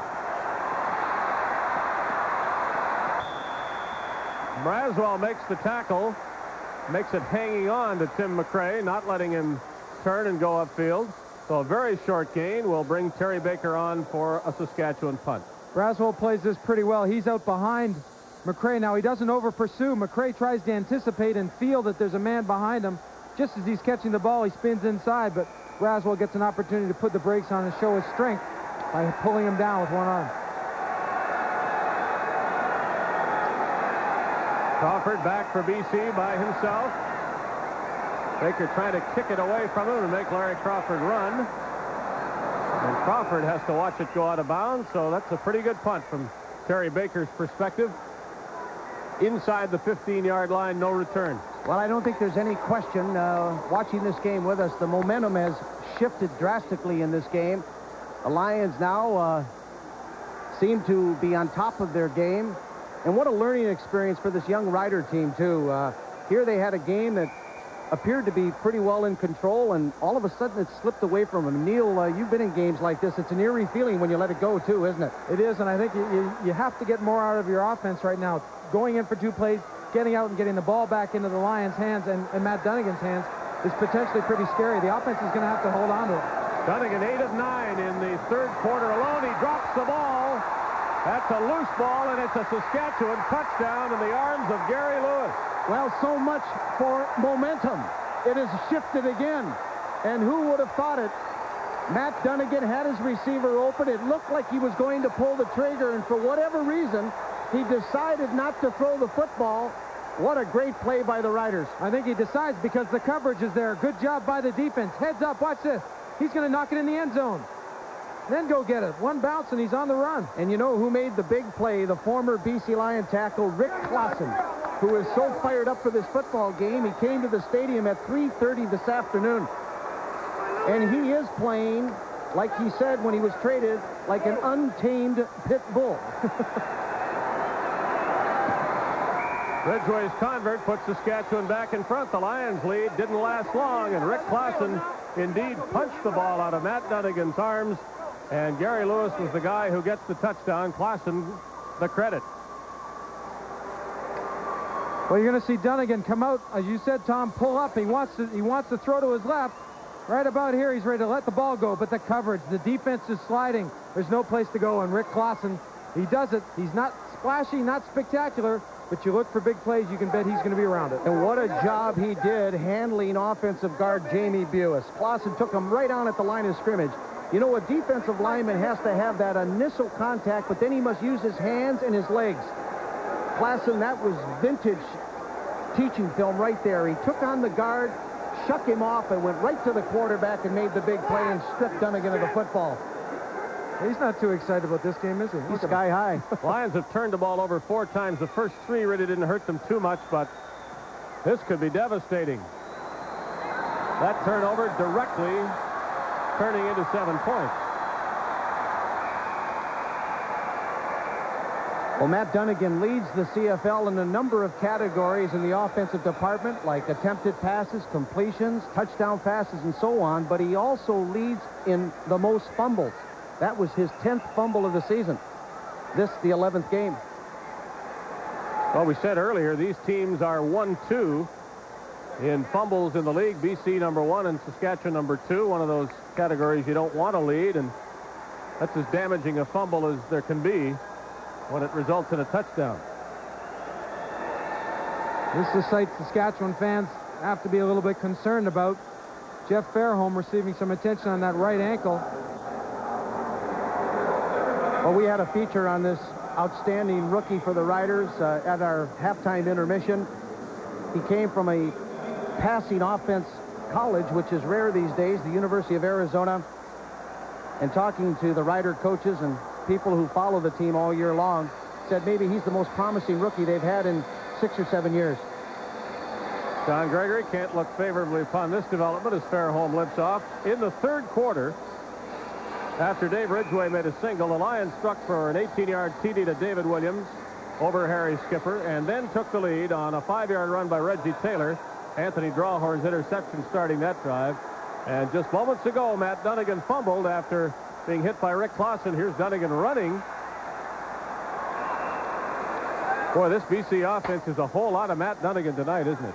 It really is, Dave, and you know, it can be very unsettling, unnerving when you drop a football like Matt did. Here he was able to turn the game around, and now he gives it right back to Saskatchewan. He has to maintain his poise and get this BC Lions offense moving again. Something that's interesting, they go back into the huddle. They didn't go back right into their hurry-up offense that has been so successful. And now they run with Reggie Taylor the other way. Will do better. And the Riders finally catch up to him at the 35-yard line. So after disdaining the run for so long in this third quarter, they go back on second down with a running play, and it doesn't work at all. See Clausen on the inside, right at the top. Lowe gets early penetration. He can't be blocked by Jamie Buis, but then good pursuit angle. Clausen doesn't go downfield and chase sideways. He goes laterally, lets the play come to him. And his read was the offensive guard. The minute the guard pulled, he knew it had to be a running play to the wide side. Clausen went right down the line of scrimmage. He's playing a whale of a football game tonight. Low snap and a short punt by Pasaglia. Fuller on the run to the 54-yard line. Again, good field position for the Saskatchewan offense, which tries to build on a 2-point lead. It was looking for a while there like the BC Lions. Matt Dunnigan and Larry Donovan were just going to start to run away with it. But it's funny how quickly things can turn around as Bob Jurison gets that left calf, and a big one, I might add, massaged by Ivan Goodfriend, the athletic therapist of the Riders.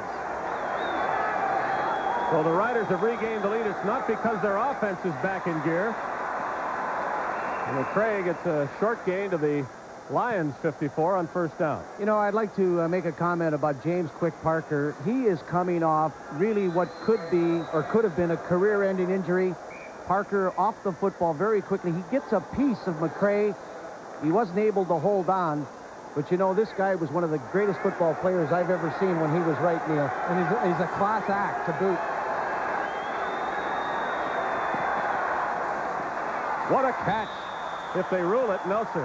Narcisse had his hands on it, and it would have been a great catch if he'd been able to pull it in and not let the ball hit the ground, but Don Narcisse could not do that. You know, I think Andre Francis is a very underrated cornerback. He is the fastest player on the team. He's a legitimate 4-4 guy. You hear coaches talk about it, but he is. And I think he's having his best year ever as a pro. An interception tonight. He now has 6 on the season. And that was a great play that he made to knock the ball away from Narcisse. Been a good night for Baker, the Saskatchewan punter. He is clearly outdistanced Louis Pasaglia punt for punt. And a fine punt by Baker, who goes down and looks for the flag.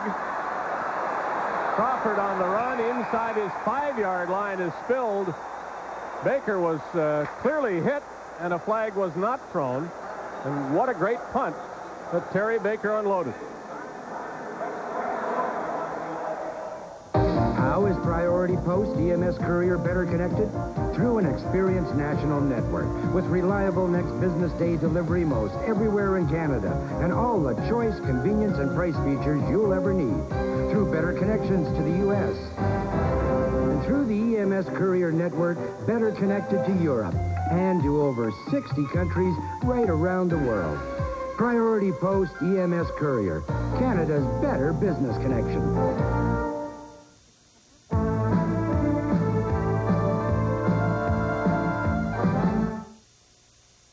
There's nothing like Pizza Hut pan pizza. Making it thick, making it tall, making it splash and having it all. Making it heat, making it deep. Sizzle and drizzle, steam and clean. Making it early, making it late. Pizza Hut, making it great. Pan pizza, 2 layers of cheese and lots of toppings on a chewy crust. It's Pizza Hut and nothing but. Of the ball, and Matt Dunnigan does not have his helmet on. He is on the sidelines, and Rick Foggy is in the game, and no, Matt Dunnigan is not injured, or so we are told. This is a coach's decision to start the 4th quarter deep in his own zone with rookie Rick Foggy.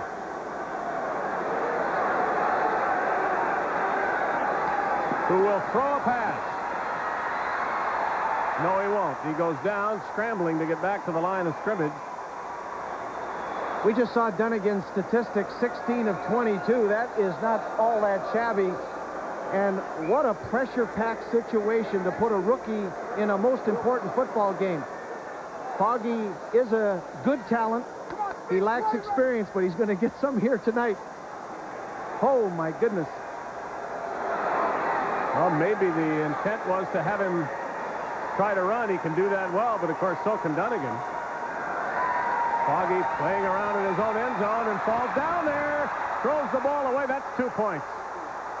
They're calling it an incompleted pass, but he was in the grass. Don't you have to call it... yeah, he was in the grass. Or don't you have to call it intentional grounding? Either way, I think Saskatchewan deserves 2 points. Or whatever you call it, I think John Gregory feels pretty good about this quarterback change on the other side of the field. You know, often we've heard people say, here's Foggy now as he rolls out to his left. Saskatchewan's right out there. He slips and falls on the turf now. He throws it. Very close call. Who does he throw it to, though? I know. But I think he was hit as he was throwing it, too, Dave. But I started to say, you know, a lot of people say, let the players determine the outcome of a game, not the officials. Well, I'll tell you, the officials are letting them play tonight. Interesting. Now, that should be 2 points for Saskatchewan. I can't say I disagree with you. Well, maybe the Riders will turn it into 7 because Louis Pasaglia must punt from deep in his own zone, but Saskatchewan arguing the call of incomplete. You know, I would almost entertain the thought, I don't know if Larry Donovan is, of maybe conceding a safety right here and then giving Pasaglia the free kick because the Riders are going to have fabulous field position any way you look at it. Well, especially with the way Pasaglia has been punting. He hasn't been hoisting the long ones tonight.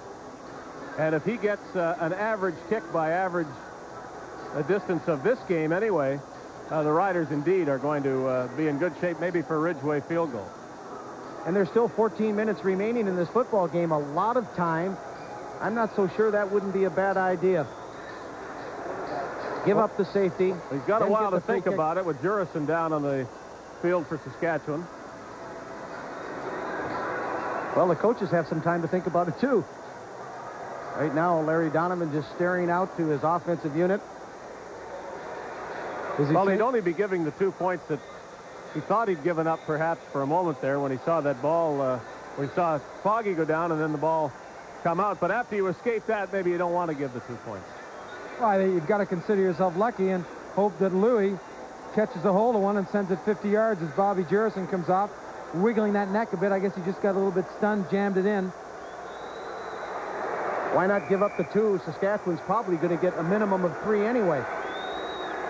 Well, without moving the ball at all, the way Ridgeway can kick field goals. Pretty good punt by Pasaglia, but still not a long one. Richie Hall at the 35 to the 34-yard line. So, yes, right there you can think that Dave Ridgeway can kick 3 points, and now the Riders go looking for 7.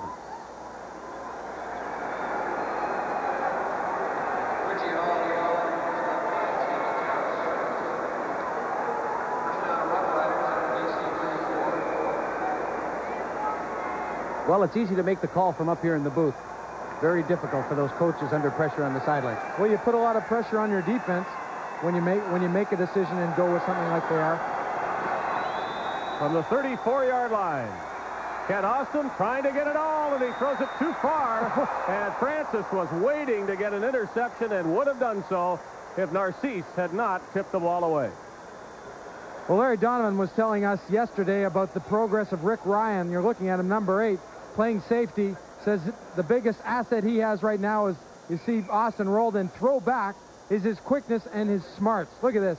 He's going for the football. He feels an interception. I can just imagine if he had tried to line up for the hit instead of going for the ball. He played the role of the center fielder that time. That's right. He did it well. Austin at second down, and don't go back too far. Ridgway's field goal becomes very difficult. Kent Austin made a mistake on that play. Mac Moore gets the sack, and they're back at the 45-yard line, making it a 52-yard field goal for Ridgway if they try for 3. A few years ago, Mac Moore was an all-star in this league. Then he went down to the NFL, and he's back. And watch Moore now get rid of the blocker. Good speed by a defensive tackle as he runs Austin down from behind. Moore had his best game a couple of weeks ago against the Ottawa Roughriders, and he's starting to come on now in his play. He's a big talent. Well, Ridgway has made a 53-yarder this season, but they will punt with Baker rather than kick with Ridgway. Short punt by Baker. This is a Foster's Lager telecast on the Canadian Football Network. Ray Elgard and Dave Williams have 2 touchdowns each. The Riders lead because of a fumble recovery by Gary Lewis, and Rick Foggy, surprisingly, is in the game to start the 4th quarter and narrowly missed giving up 2 points on his last play. And it turns out the Lions were wise not to concede the 2 points on the next play. Foggy throws it up, and it is a little thrown a little too far for Eric Streeter, who left his feet to try to get to it. Larry Donovan is shaking his head. That was the good call. The pass was just a little bit overthrown. Dunnigan concurring. Watch Foggy here now as he takes the snap from Sinclair, takes a 2-step drop, and he just tries to lay it up there. That's a timing pattern. He doesn't get to work that much with the receivers, and the timing was just a hair off. That could have been a big play. Second out, Foggy's still trying to move the ball forward. He hasn't done it yet in his plays. There's a flag, and it looked like the Lions jumped along the offensive line. Left guard Gerald Roper moved, and the Riders moved as well, but if we saw it correctly, the penalty is against BC. Interesting to see the front 5 or 4 of the Saskatchewan defensive line move just before the ball was snapped. Illegal procedure, BC number 65. If Rick Foggy wins this game, or helps the Lions win it, I suppose Larry Donovan doesn't have to answer the question, but right now the question really must be asked, what would put it in his mind to make a quarterback change like this? I mean, all I can say is I don't know. Dunnigan was stalled a little bit, but his numbers, and he was moving the football club earlier. It's tough to figure out.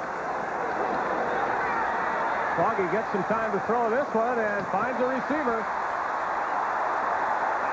Andrew Murray by himself for the first down. Well, I'll tell you, you can see here why the BC Lions recruited Foggy so heavily in the offseason. He has a gun for an arm. He drops straight back, rolls to his right, looks downfield, good peripheral vision, then throws all the way across the field. That's a big throw, fellas, to Andrew Murray and a key first down. That should give the young rookie quarterback lots of confidence. To a receiver that obviously wasn't his number 1 or number 2 choice. Riders gave him time to throw. Now he runs with the little man, Taylor, and he carries an awfully big one on his back for a few yards. That's Gary Lewis on top of Reggie Taylor. You have to be impressed with Reggie Taylor. 5'6", 175 pounds. With his abilities, quickness, and speed, that he's very efficient to the outside. We've seen that. But he showed us some good strength there, Tom. And what he showed me tonight is he's able to get yards when there's nothing there, and that's always a sign of a very talented back. You look for that. Taylor again with room to the left side, and he doesn't use his speed, but rather what power he has, and enough of it for another first down. That play was designed to go between the tackles and the guard. A great read by Taylor. He could see that it was jammed up inside. He elected to take it to the outside. A good job of running. He knew where he had to get to for the first down. That's an outstanding job of running the football, gentlemen.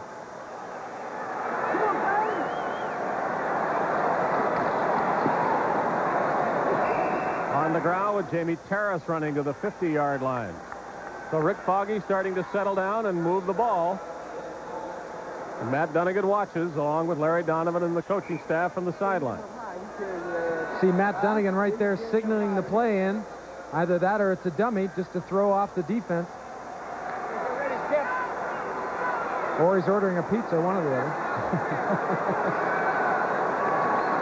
6 yards to go on second down. Foggy dancing around, and he won't get the first down. Maybe a yard on the play. One thing Foggy has to watch out for, he carries that football like a loaf of bread. Watch here. As he rolls out to his left, the protection breaks down. Good charge by the front four of Saskatchewan. And Foggy's got that ball hanging out there. The good teams will strip the ball away from him, and you can bet that the coaches will call that to his attention when they watch the game film. They call them tapes now, I believe. Clausen helped out on the tackle. Pasaglia waits for the snap.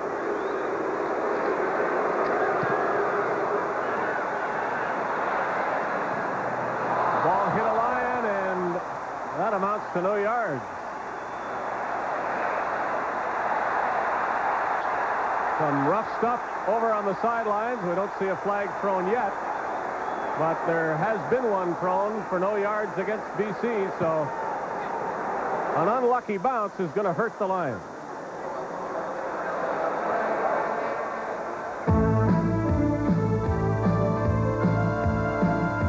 Riders lead by 2 points, but we must repeat, they don't lead because of anything their offense has done in this second half. It's still incumbent upon Kent Austin to move the ball offensively if the Riders expect to win this game, and he tries with a first down pitch to Tim McRae. Austin and McRae have had some success with that play to the short side of the field, get a couple big linemen out in front, good lead block, but they seem to have gone away from their game plan. Not working on the middle of the defense, not throwing the ball over Braswell, who has a hard time adjusting in his drops. Good catch, fingertip catch by Elgard, and he has to worry about tacklers and holding onto the ball, and still he fights forward. Ray Elgard, clearly the offensive star of this game for Saskatchewan. Boy, I second that. He's having an enormous football game tonight. This is a great fingertip catch. Excellent concentration by Elgard. Look at this. He's got the defensive back, Larry Crawford, pulling his arm away, and he's a load to bring down after he catches it. He also positions himself very well between himself and the defensive back. A much-needed Saskatchewan first down. Riders continue to run right into the teeth of that BC defense, but once more they're getting into field goal range for Dave Ridgway, and a three-pointer for Saskatchewan now would be mighty valuable. It would make a 2-point lead read 5 points. You saw Matt Dunnigan warming up on the sidelines. We can only wonder if he's coming back in the game. Austin is blitzed, and down he goes. And at the bottom of the pile, James Quick Parker, and those are the kind of plays that football fans have been used to seeing. He's a 3-time Shenley Award winner. Great competitor. He's really not playing on 2 healthy legs, but nobody can still go directly to the quarterback as well as James Quick Parker.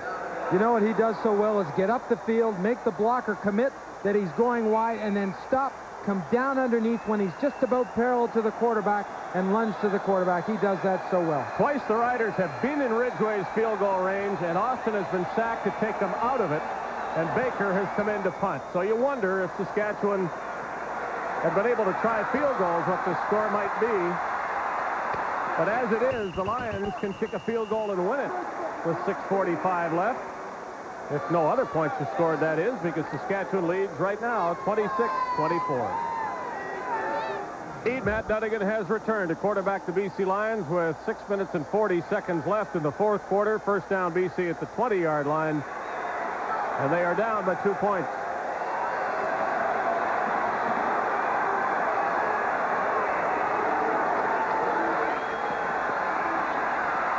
Dunnigan had time. It starts to slip away from him now as he throws, and just like Foggy found a receiver over there, Dunnigan finds Dave Williams, and he's up near the 40-yard line.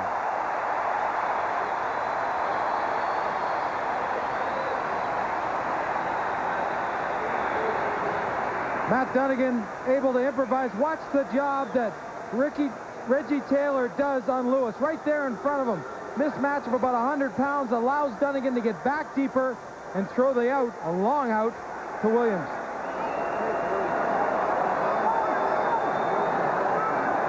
Dave Williams has 2 touchdowns for BC. And another catch. Mike Magruder playing off him, and Williams catching everything that's thrown underneath the defensive back. That's another blue chip recruit that the Lions came up with in the offseason. Williams was a consensus All-American at the University of Illinois, a top draft choice of the Chicago Bears. He wasn't able to stick. But I'll tell you, he's really made an impact on this league. He's been an outstanding receiver. 2 touchdowns tonight, leads the league with 9. 3 yards needed for a first down. Taylor bounces off one tackler. And isn't that great running for a first down?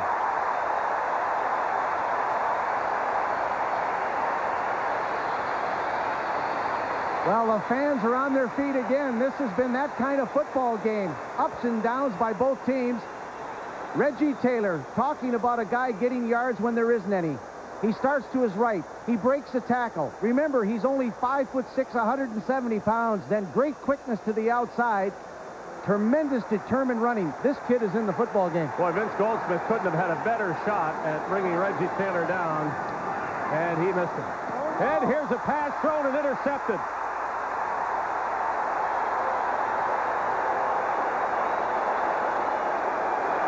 Dunnigan threw it, underthrew it, and Steve Crane was there for a very big play, the 5th BC turnover of the game. Well, you see Albright go to your left. Crane's gone to the right to the flat area. He just does a great job of jumping the ball after it's thrown by Matt Dunnigan to get in the face of Anthony Parker and come up, and not only catches the ball when he hits the ground, with his arms out in front of him, he hangs onto it. That shock might have knocked the ball loose. Not this time.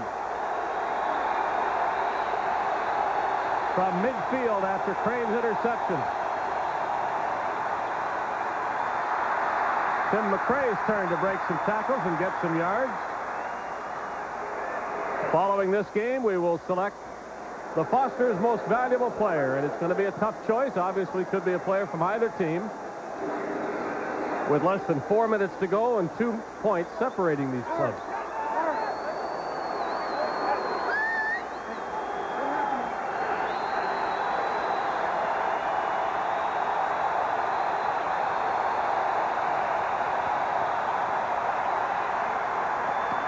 Catch is made, first down at the sidelines. That is the first catch of the game for Jeff Fairholm, and a big one it is. Tremendous protection by the Riders' offensive line. A lot of experience in there. Aldag, 13 years. Illebroon with 11. Austin back to pass. Look at that protection. They just knocked those guys right at the line of scrimmage. Fairholm with a great catch for the first down. Riders at the BC 42.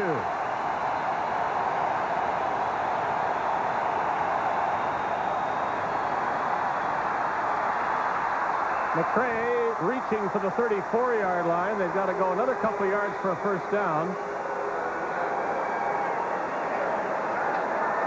The Riders were able to do this same type of thing, control the football. When you control the ball on the ground like this, the clock can run. Brian Illebroom, 61, great block on Stuman. He kicks it back, and then he goes back up. And he's running tough for those yards. And McRae read the block, boy. That was a great cut up the field. Wilson Jones hit in the backfield, and he won't get anything close to the first down. But this time, the Riders are in position to try a field goal. This CFN game is brought to you by Foster's Lager.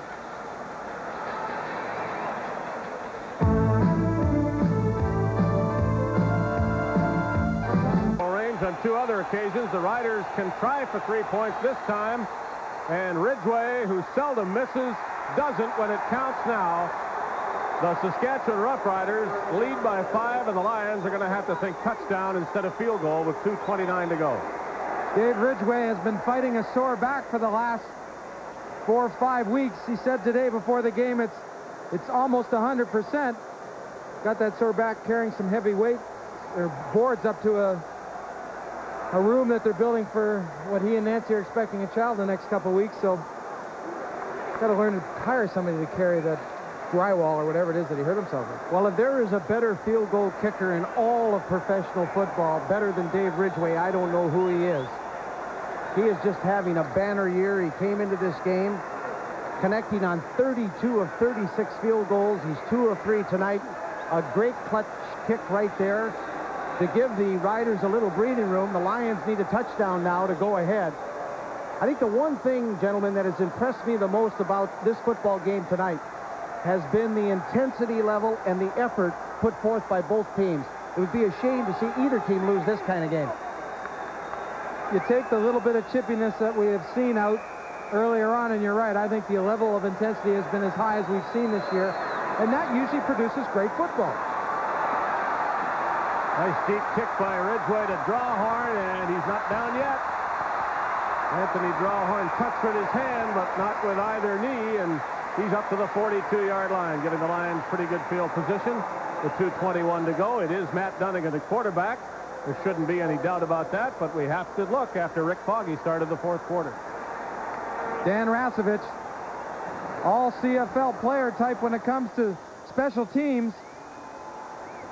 He does a great job of getting down the field, taking on a block, and not chasing anybody. You see, he moves laterally very well, keeps the play in front of him, makes it so when it does come at him, he takes it to his inside shoulder and makes a tackle. And Drawhorn also made an outstanding play. Great balance. He went down. It looked like he was going to be tripped up by his shoelaces. He put his arm down to keep his balance, and that enabled him to get maybe another 13 or 14 yards on the return.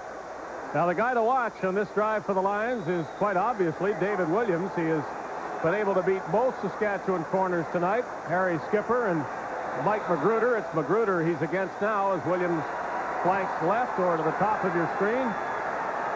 Dunnigan plays fake and a screen pass. Good catch by Parker for starters. And a pretty good run as well.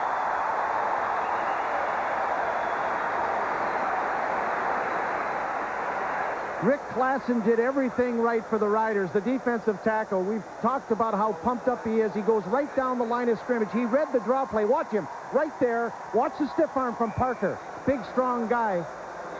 And he picks up yardage maybe he shouldn't have made. Gain to the 48. Dunnigan waits and throws, and wide open. Over the middle is Carinci. He had the first down, dives for whatever else he can get. Inside the Saskatchewan 50. No BC huddle with 2 minutes to go. All sorts of time for what Matt Dunnigan is trying to do, and that is put the ball in the end zone, to put the Lions into the lead, very likely with a touchdown that could win them the game. From the 49 of the Riders, Dunnigan throws it deep. It's Williams out there. He's got it.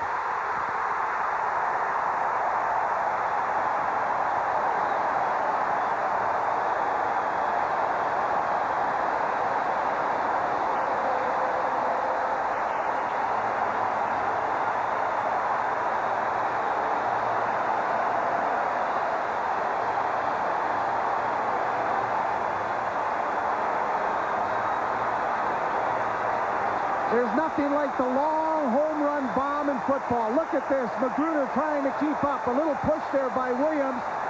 He sees the ball all the way over the arm, and a great throw by Dunnigan. This place is going wild. This is the most entertaining football game I've seen since last year's Grey Cup that was played here at the Dome, back and forth. Well, I'll tell you, they don't come any better than this.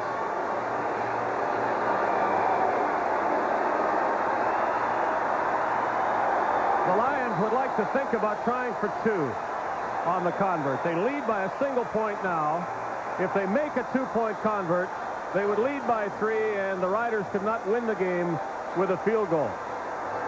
You know, David Williams, you won't see it here, but when he comes off the ball, he releases to the outside of Magruder. That gives him the distance to go around and puts him in position to make that catch. If he goes inside, Magruder can push him closer further into the field, but that outside release really puts the receiver at the advantage. Well, I'll tell you, this is when the cornerback, he's out there in no man's land. We said Williams, a top talent, a consensus All-American, and he just did the job. He beat him one-on-one. Remember now, if the Riders could ever pick up a fumble or intercept a pass here and go the length of the field, they could score the 2 points, and the Lions have to be a bit careful, but they get the 2, and guess who, too? David Williams, number 2.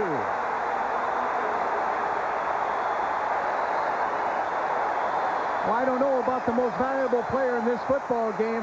I personally was leaning to Ray Elgard, but I'll tell you, this Dave Williams, I think, has just picked up the ballots. 3 touchdowns and a 2-point convert. See Currency goes the outside. Williams comes in. Magruder has to fight to the front. There's no way he can knock that ball down. Dunnigan sticks it in his chest, and of course, he makes the catch. Straight drop, 4-step, boom, right over the middle before the linebacker can get in the face. And again, the Riders were in man-to-man defense. Magruder one-on-one with Williams, and as you said, the good receivers can do is they get position on the defensive back, and that's what Williams did. Exactly, in a situation like that, everything's on his side. He knows the defender that has to cover him is behind him, makes a quick cut. If Dunnigan gets the time as he did, it's 2 points. Been a thriller, and it's not over. Teddy Ferdinand for Saskatchewan, but the Lions are sure pumped up as they go after him, and they get him down short of the 40-yard line. Dave Williams has done it all for BC on the end of passes from Matt Dunnigan. He's caught 3 touchdown passes and maybe a very important 2-point conversion pass. Well, this is where the crowd now is really going to come into play. This is going to be a very difficult series for the Riders and their young quarterback, Ken Austin. Well, it's an offense that has not performed in the second half as it did in the first half. Austin must change that now. Not with that from Milson Jones. A very, very short game, but Kevin Conner is there to stop him.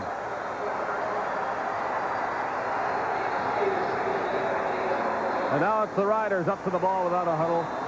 Clock moving after the completion.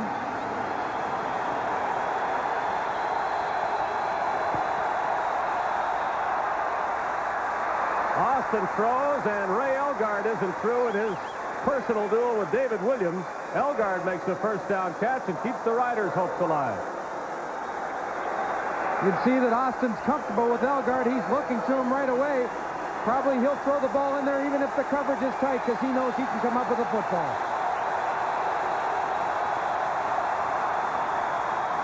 Austin will go deep. He had his man there. There's a flag, and maybe that Saskatchewan receiver was held up by interference.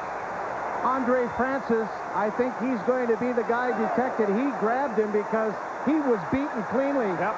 Remember earlier we talked about experienced cornerbacks. They will take the penalty rather than give up the easy score. Francis was clearly beaten on the play. Forward pass interference. BC number 14. First down. That was a heads-up play. You hate to take a penalty in a situation like this, but in that particular circumstance, boy, I'll tell you, it was a good one.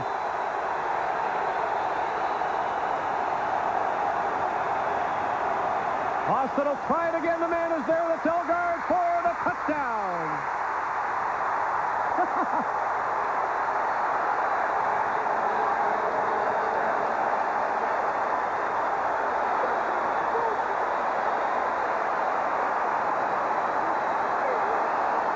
The BC Lions play 80% man coverage. See safety Ryan, number 8, comes into your screen. Elgard turns him around. Once the back of the defender is towards the quarterback, the receiver's in control. You know, I'm wondering where the cornerback, I mean, the inside halfback was on that play. Rick Ryan, all of a sudden, the safety, had him all alone. Somebody came up to force the run. It was Larry Crawford, and he's a very experienced player. He did not play his position that time. Boy, is this some kind of game or what, guys? Ridgway with the convert. The Lions were leading by 3, and now the Riders are back in front by 4. And I've been waiting all season to say this, so please, if you'll let me, this is typical Canadian Football League action at the end of the game. We have not seen a high-scoring, back-and-forth fourth quarter like this. I haven't anyway. And this is one of those that makes the reputation the league has. We've seen some individual performances tonight by players from both teams. Dave Williams, 3 touchdowns, a 2-point convert. Ray Elgard, 8 receptions, 171 yards, 3 touchdowns. Elgard has had some great games in his career, but he's never had a better one than this. Well, Dave, you said it. It was 1:47 when Saskatchewan got the ball back. You said it isn't over. There's now 1:12 left, and you can say it again. It isn't over. Ray Elgard and David Williams should perhaps go to the 55-yard line and arm wrestle for the 2 points, because it's been a duel in every other sense by the 2 receivers. Williams has a few more yards, but they've each caught 3 touchdown passes, and here come the Lions back. Down at the 41-yard line is Drawhorn with 1:05 to go. And why wouldn't Dunnigan look to the same guy again, Dave Williams? And what's Saskatchewan going to do about it if he does? Well, you might think that they won't go to a man coverage situation. They'll go to a 3 or 4 deep zone, so they can't be beaten deep. Drop the linebackers off, make him throw the ball underneath. Try to force Dunnigan to put the ball where they want it to go, rather than where he wants it to go. Short one out of the backfield, and Parker would have liked to get out of bounds. He didn't, couldn't. So the Lions have to hustle to the ball with exactly 1 minute to go. Riders will give the Lions all the plays they want like that, because time is now working against BC. Less than a minute to play. Magruder playing way off Williams, and again they throw it underneath to Parker. This time he does get out of bounds. Says he has the first down before he did, and so does everybody else at the BC bench, but they're ruling him out at the 50. You know, I mentioned that cornerbacks have to have speed, agility, brains, but they also have to have toughness. These little guys have to be able to come up and force the run. Anthony Parker, difficult to bring down. Magruder did a big job to prevent him from getting the first down. They've got more than a yard to go on 3rd down, and obviously will try to get it. Let's see if they can. Taylor gets the first down to midfield. Tom, you said a little bit earlier that maybe the fastest guy in the team is Andre Francis. You know, Reggie Taylor might give him a good run. I heard he runs a 4.36. This is a very smart thing right now, and the Lions are going to be called for it, too. I think they might think that they're intentionally trying to take a timeout. Well, they've thrown a flag for some reason. Objectionable conduct. BC number 16. First down. Oh, Against my Matt goodness. Dunnigan. Yes. And that's simply for arguing the position of the ball on the previous play. You know, these are the type of things, though, winning football teams do not do. And that's lose your poise and take bad penalties. The Lions have had so many objectionable conduct penalties called, enough for 5 seasons. And here you have your number 1 leader, Matt Dunnigan. And I know it's a pressure-packed situation, but you cannot afford to take that type of penalty in the dying seconds of a football game. Larry Donovan is giving the officials an earful. He's maybe lost his cool a little bit, too. 11-4. That tells the story right there. And then not only is it 11 penalties against 4, but they've not come at good times. You can take some penalties and have them pile up against you, offsides procedures, but when they're spearing objectionable conduct, that is a discipline problem. Well, they were at midfield. Now they're back at their 45. Dunnigan running around, and he's got a lot of room to run. There's only a couple of blockers with him. He'll get out of bounds. He'll get the penalty yardage back and make a couple more to the 53 of Saskatchewan. It took him 9 seconds to do that, but the clock is stopped with 26 seconds remaining. And the clock has certainly ticked down to the point where now Matt Dunnigan has to think about throwing the football up the field.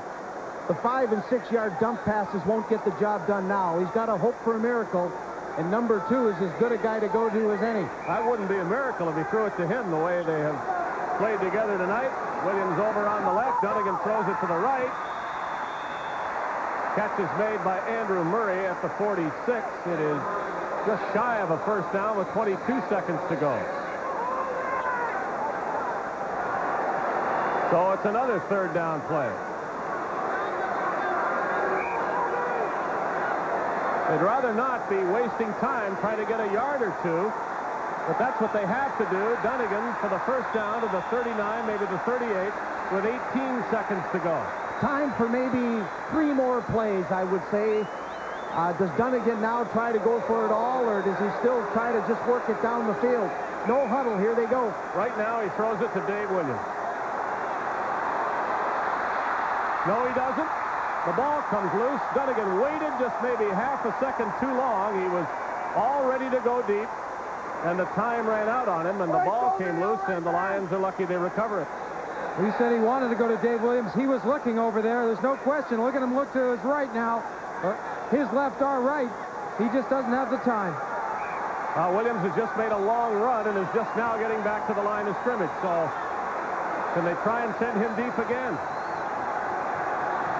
Here comes the blitz. Dunnigan buys some time, gets away from 2 men, throws it away. Incomplete. 4 seconds to go. He's going to have one more crack at it. And Williams didn't go very far at all that time. So he'll try to take all the time he's got to get his breath back. I really like the call by the Riders defensively. They did not go into their prevent defense. They attacked quarterback Matt Dunnigan. They came with the halfback blitz. Little Richie Hall just shot right through there, forced Dunnigan out of the pocket. That is aggressive defensive football.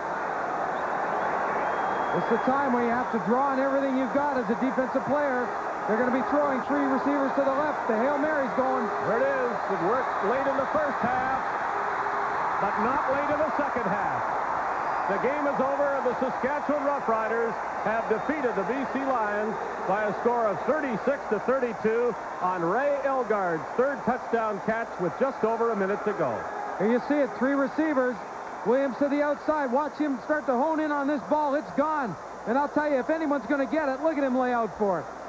You know, if you could have seen the Rider front 4 after the final play, they were totally exhausted. They were laying down on the field. I'll tell you, both of these teams are spent tonight. The effort was outstanding. It's a shame one team had to lose. Well, it's a very big feeling for John Gregory and the Saskatchewan Roughriders, who temporarily, at least, are tied for first place.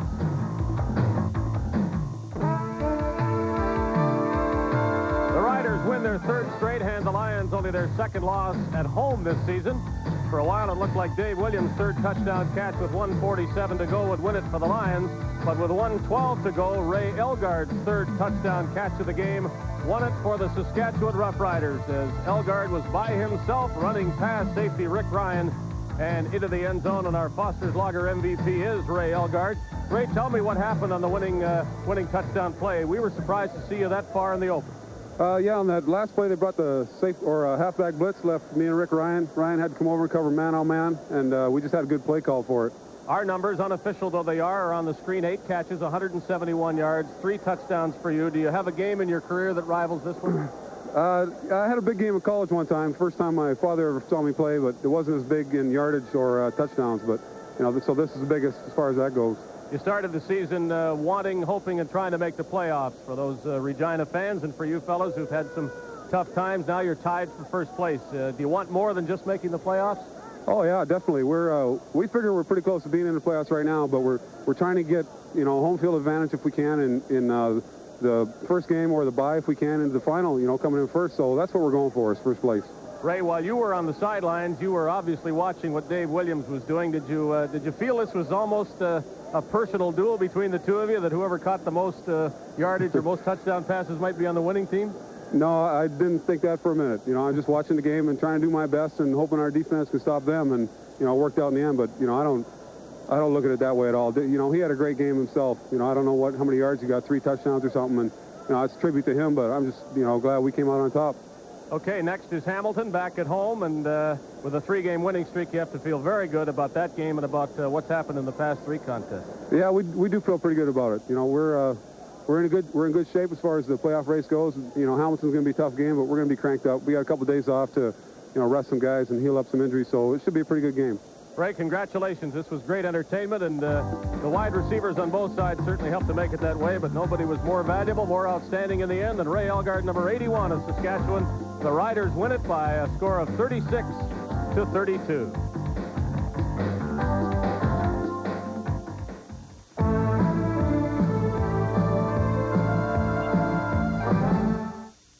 There's no...